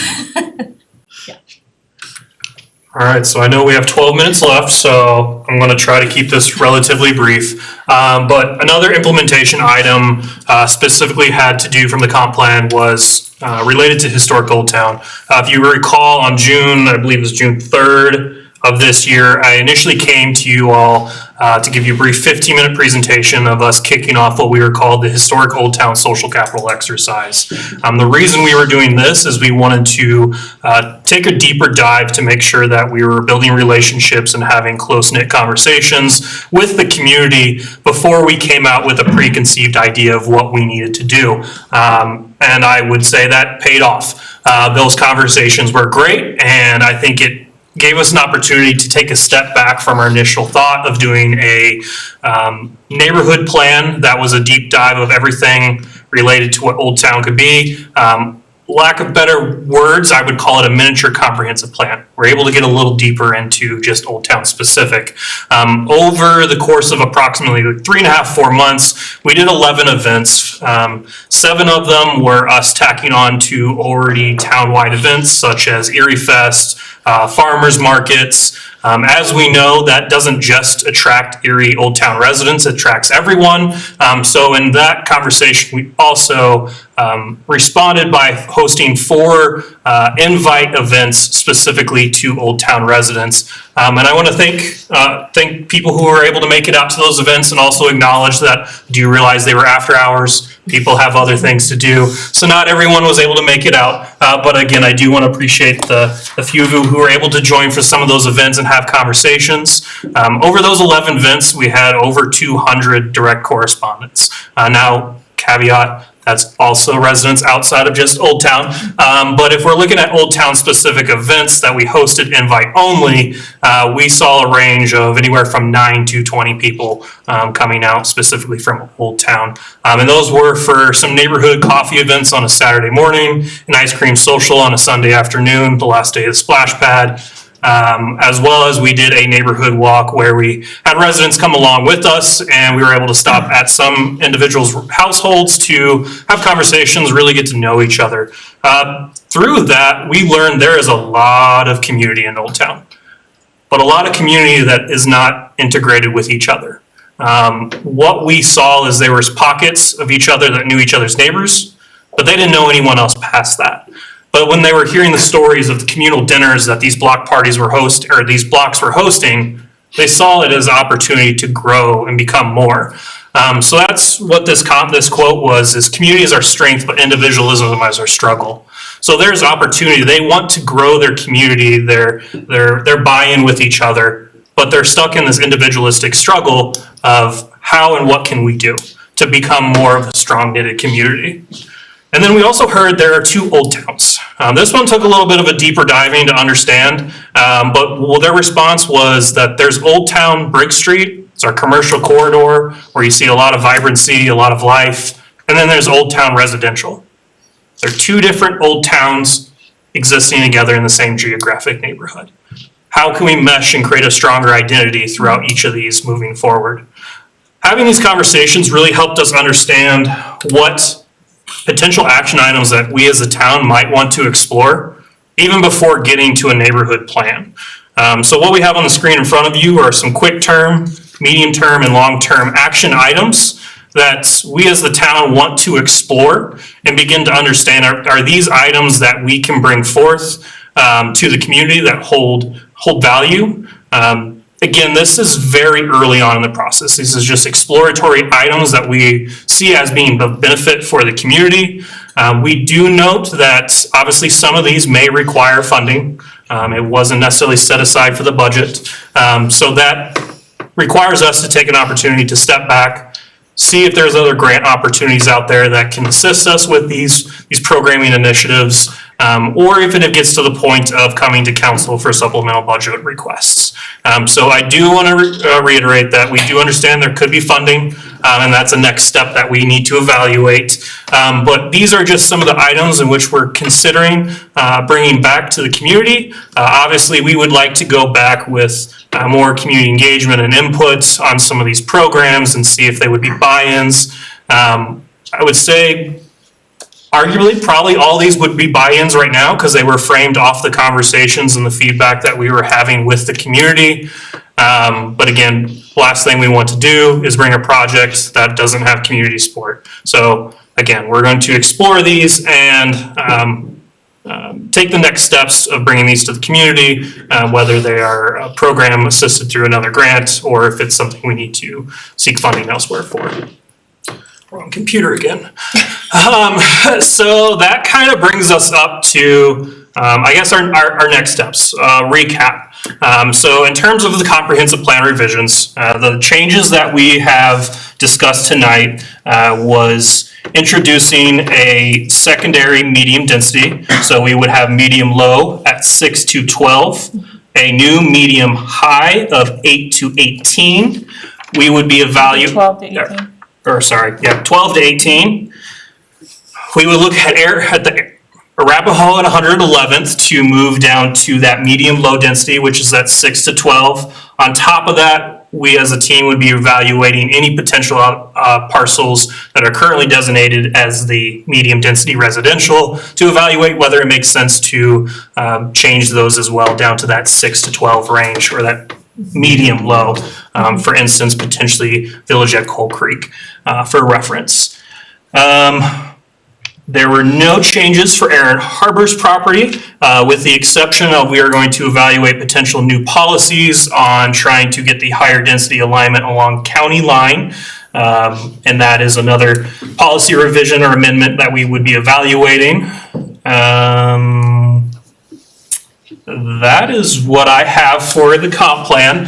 I think there was one more, and it was Councilmember Rivera's recommendation for any verbiage on the property at Bonanza and Highway 7. To do a similar type exercise if there needs to be call outs on that. I don't know how that works into what's happening as the gears are already moving, but as we're able to, I think that'd be great. Okay. So that is the next steps for the comp, or at least the items that we would be evaluating. Again, just wanting to reiterate that there is some technical reviews that needs to go along with this, as well as some community engagement, general awareness for the community, plan commission, town council as a whole, even reaching out to our neighboring municipalities to provide them for an opportunity to review, provide comments, and then we would go into the plan amendment process, which would start with plan commission and then move on to council for hopeful approval. Next, or I guess not next, at the same time, we would also be moving forward with issuing an RFP for our Unified Development Code update, recognizing that we would want to bring back to council a memo or at least a discussion of understanding of what the process and steps of that looks like, especially including the engagement and outreach, to make sure that we have buy-in and support throughout that process. And then moving into historic Old Town, again, reevaluating those quick, medium, and long-term action steps to see if they are viable to move forward with Old Town with their support, and also recognizing if we do need to bring back any items to council, we would. But obviously, I think we would want to just bring general awareness and education on what we're doing continuously throughout these efforts moving forward. I did it with 3 minutes. We got questions and discussions if anyone has anything, or if they want to circle back on kind of what our closing next steps were based off today's conversation. I think you captured it well. Okay. So back to our last meeting and Red Tail Ranch and that property. Are you aware of any other properties out there that come with problems? that we should look at? Often that gets discovered during the due Due diligence diligence. process, Fair enough. as somebody Just- is getting into the zoning and Yeah. development. Yeah, oh wait, David. Mr. Frank. Perhaps, yeah, it's not off, it's not like we have a list of problem Yeah. properties, but maybe Mr. Frank Yeah. does. We would all certainly love to, hey, a new house or landfill is never gonna be found again. That would be ideal. But the fact is that each property, as part of the development process, is reviewed for many criteria, one of which is environmental issues. Environmental site assessments are required. Those can lead to additional studies if the results of those initial studies indicate there could potentially be a problem, like historic landfilling, presence of oil and gas, mining activities. Even if someone's like, hey, I wanna tear down my garage and build a apartment complex, what'd you store in your garage? Those sorts of things can cause, flags in a development process, and those are just issues you have to work through on each and every property. Some are cleaner than others. None are totally clean. Fair enough. Okay, All right. all right. I think we're done with this topic. Not seeing anybody else. I did just want to say thank you so much for the outreach with Old Town. I feel like that was above and beyond, and I know that the residents were really appreciative, and just building trust there with our residents is so important, and that goes a long way. So thanks so much for that, and I really enjoyed all the stories, and look forward to doing more walking tours, because for example, do you guys know about the catalpa trees that the homeowner chained herself to and called the news media out so that the town wouldn't cut down the trees to pave the roads? Oh my goodness. And they're still there. No? So, And the roads are paved. and the roads are paved. Compromise. Yeah. It's a lot of fun stuff like that like we would lose the history, and so I just appreciate getting that chance to hear from people. And you have some folks who've lived here their entire lives, like on these streets. It's pretty amazing. All right, well, good work. Thank you. Yeah, thanks a lot. Appreciate it. Appreciate it. All right, it's 9 p.m. We've been going 3 straight hours, so I think we take at least a 5-minute break here, and then we'll come back to the work plan. Let's plan to reconvene roughly 5 after the hour.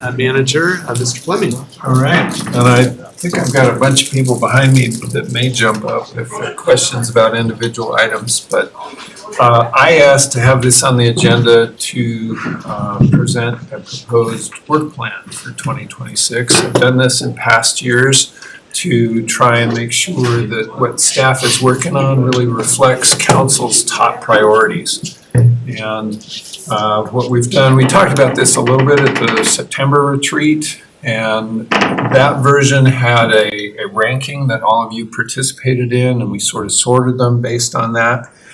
This version, first disclosure, when I looked at it yesterday morning, I started going through the priorities, and I saw that a number of the priorities are number 4, which says it's not a priority or none. Disclosure, I meant it doesn't require council time, council involvement. It didn't mean that it's not a priority. It just means we don't need to spend council meeting time doing those things. For instance, Compass Park and Morgan Hill Park, we're doing those. They're on the list, they're top priorities, we're doing them. They don't need to come back to council for further discussion at this point. But the priorities do reflect how much time council, it's a priority to have time in front of council. And this is also one of the ways we try and figure out, is workload manageable?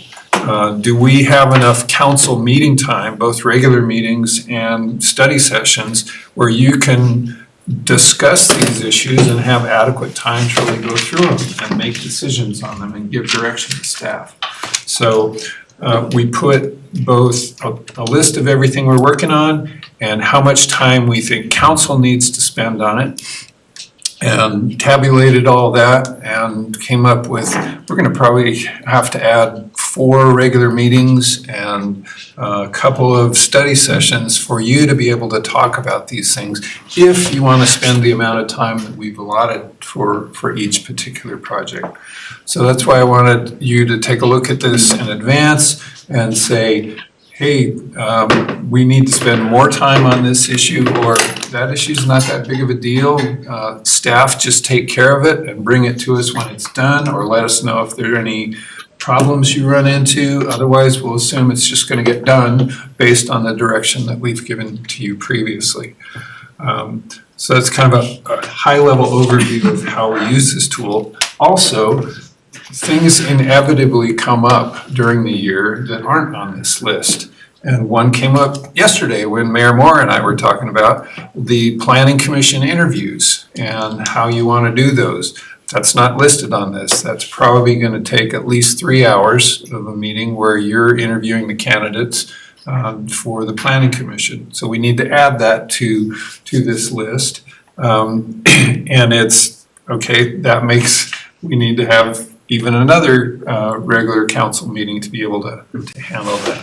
So as issues come up, I will say, hey, if it's something that requires a full meeting or something like that, I'm gonna ask you, where does this fit in your priority list? How do you want us to bump something that's already on the list off? Do you wanna make time for additional meetings? Do you wanna stay late at night? Yeah, and this assumes that we're spending 3.5 hours in regular meetings, so going to 10 o'clock for regular meetings. We're spending 3 hours for study sessions, and that we're having 2 regular meetings and 1 study session a month. Okay, that we're I think for the first several months, we're already violating that 1 study session a month, and we're having a couple of more than 1. This is a conversation that Malcolm and I had trying to back off the number of study sessions now that we've all been through a year. And I think the more controversial things that were happening, I think are pretty much done. And now I think we're getting more on, okay, we got lots of projects to get done. And I'm hopeful that it will take less time. But to your point, right, interviews for the Planning Commission, that'll be an ad somewhere in here. Yeah. So my ask for you tonight is there anything missing from this list that we ought to add? Is there anything that a topic that you think we've got either too much or too little time on it.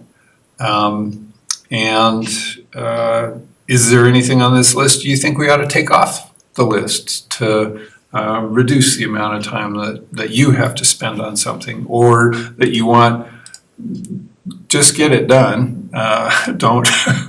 We don't need to spend time, send us memos of updates on it. So it's not like you have to be in the dark on things. We can keep you updated in lots of different ways. And maybe for some of these things, the way to do it is to say, just send us memos on the updates, or we'll talk about it during our one-on-one meetings or meetings with each of you, 2-on-2, 2-on-3, whatever it is these days. And otherwise, we'll assume it doesn't need to come to a regular meeting or a study session. Regarding Windy Gap NISP, let's see. They're under the utility group. They're under the utility group. Yeah. Is there, well, without saying too much. We'll be talking about that a fair amount, including later this month. Okay. I think we've got an exec session on the second regular meeting in January to talk about it. Okay. So that those numbers do seem appropriate, knowing the complexity of those two issues, I think it is likely to take that much time. Fair enough. And just to be on the safe side. And as you scroll down to the bottom of this, you'll note I have included a contingency of roughly 30%. So a little bit of flexibility, maybe that if we stick to all these numbers, great. If, as has been the case in the past, if meetings go longer than anticipated, or we bump issues, or takes multiple meetings where we were only planning on one, okay, I'm hoping that contingency can handle it. That contingency also covers regular development issues that come forward that aren't on this list, that we don't have any control over, but applicant comes in and we have to fit those into the agenda. And a public hearing on a controversial issue could take a full meeting or more than one full meeting, as some of the issues that happened last year did.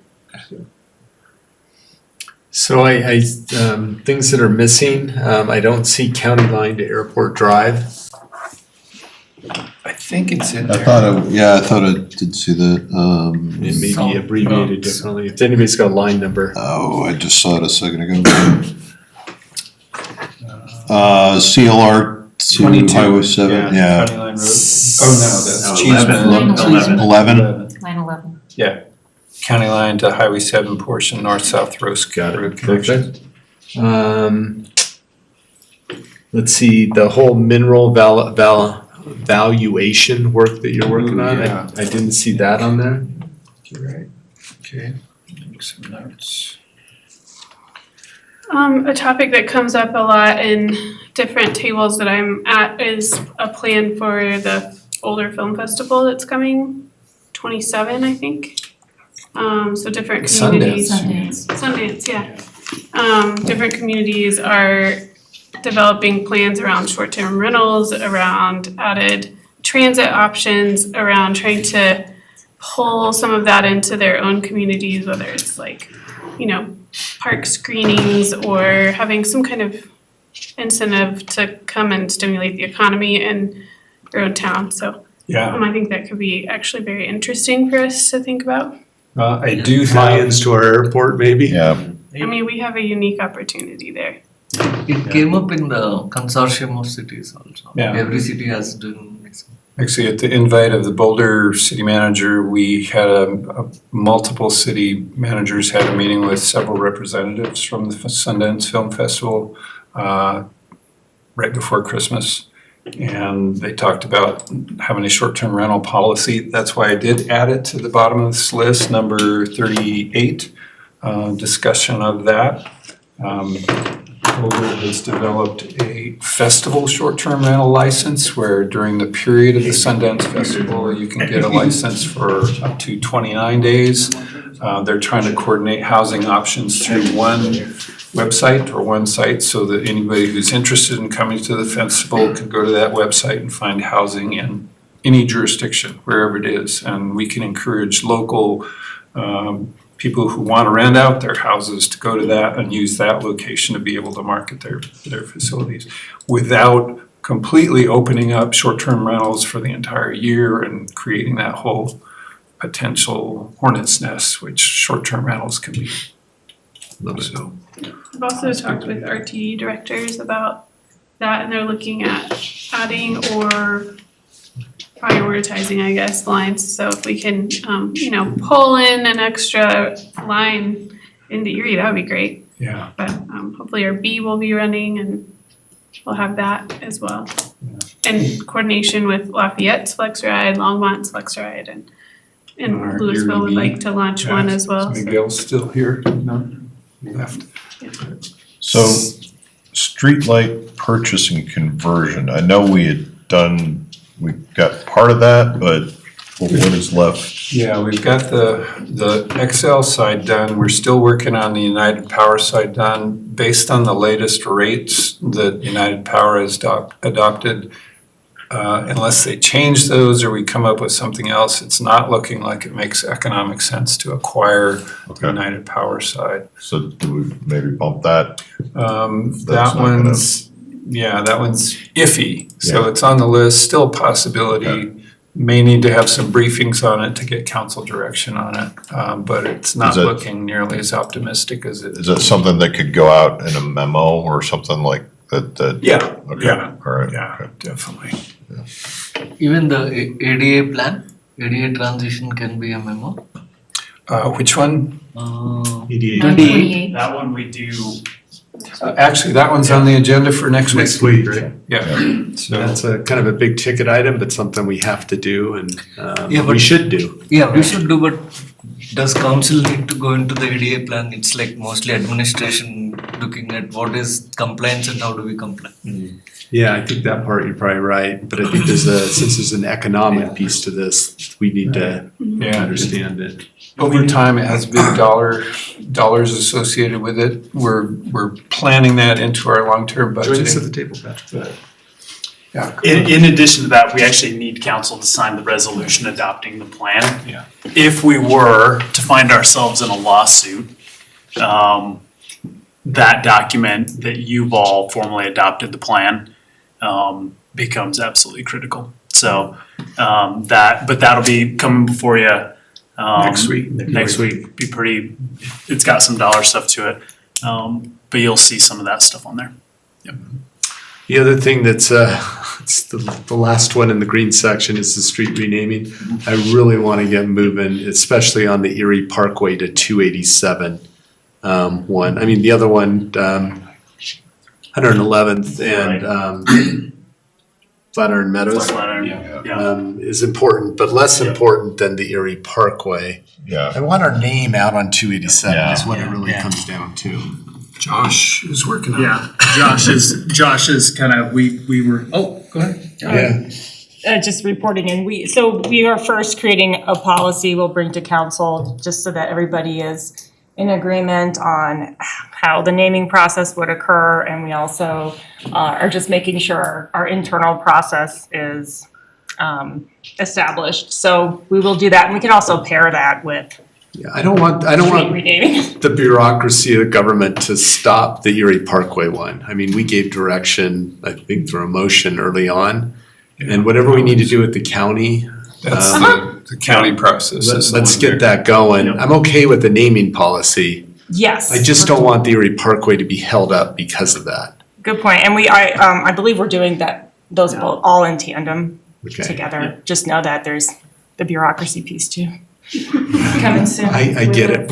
I work in government, I get it. So is 29 also tied to a dollar when we need to approve new agenda management software? That one's in the budget for 2026. It's not a big dollar item. I just put half an hour there in a work session just to make sure that we had an opportunity to make sure you're all up to speed on using whatever new software it is we come up with. So not a big dollar item. No, I'm just saying, can it be a memo or why waste time on that? Possibly, if it's completely intuitive and we think you'll be able to, hit the ground running and no instruction needed, then, we'll do it that way. Meredith? E-bike ordinance also has this. Yeah. Yeah, I think it is gonna require some training for you guys, because we're going entirely away from the system you're used to a new system. Does that include Granicus going away and? Yes. Oh, yeah, okay. So hopefully it will look like something that doesn't come out of 1992. Yeah. So, with any luck, it'll be really intuitive and it won't take very long. Okay.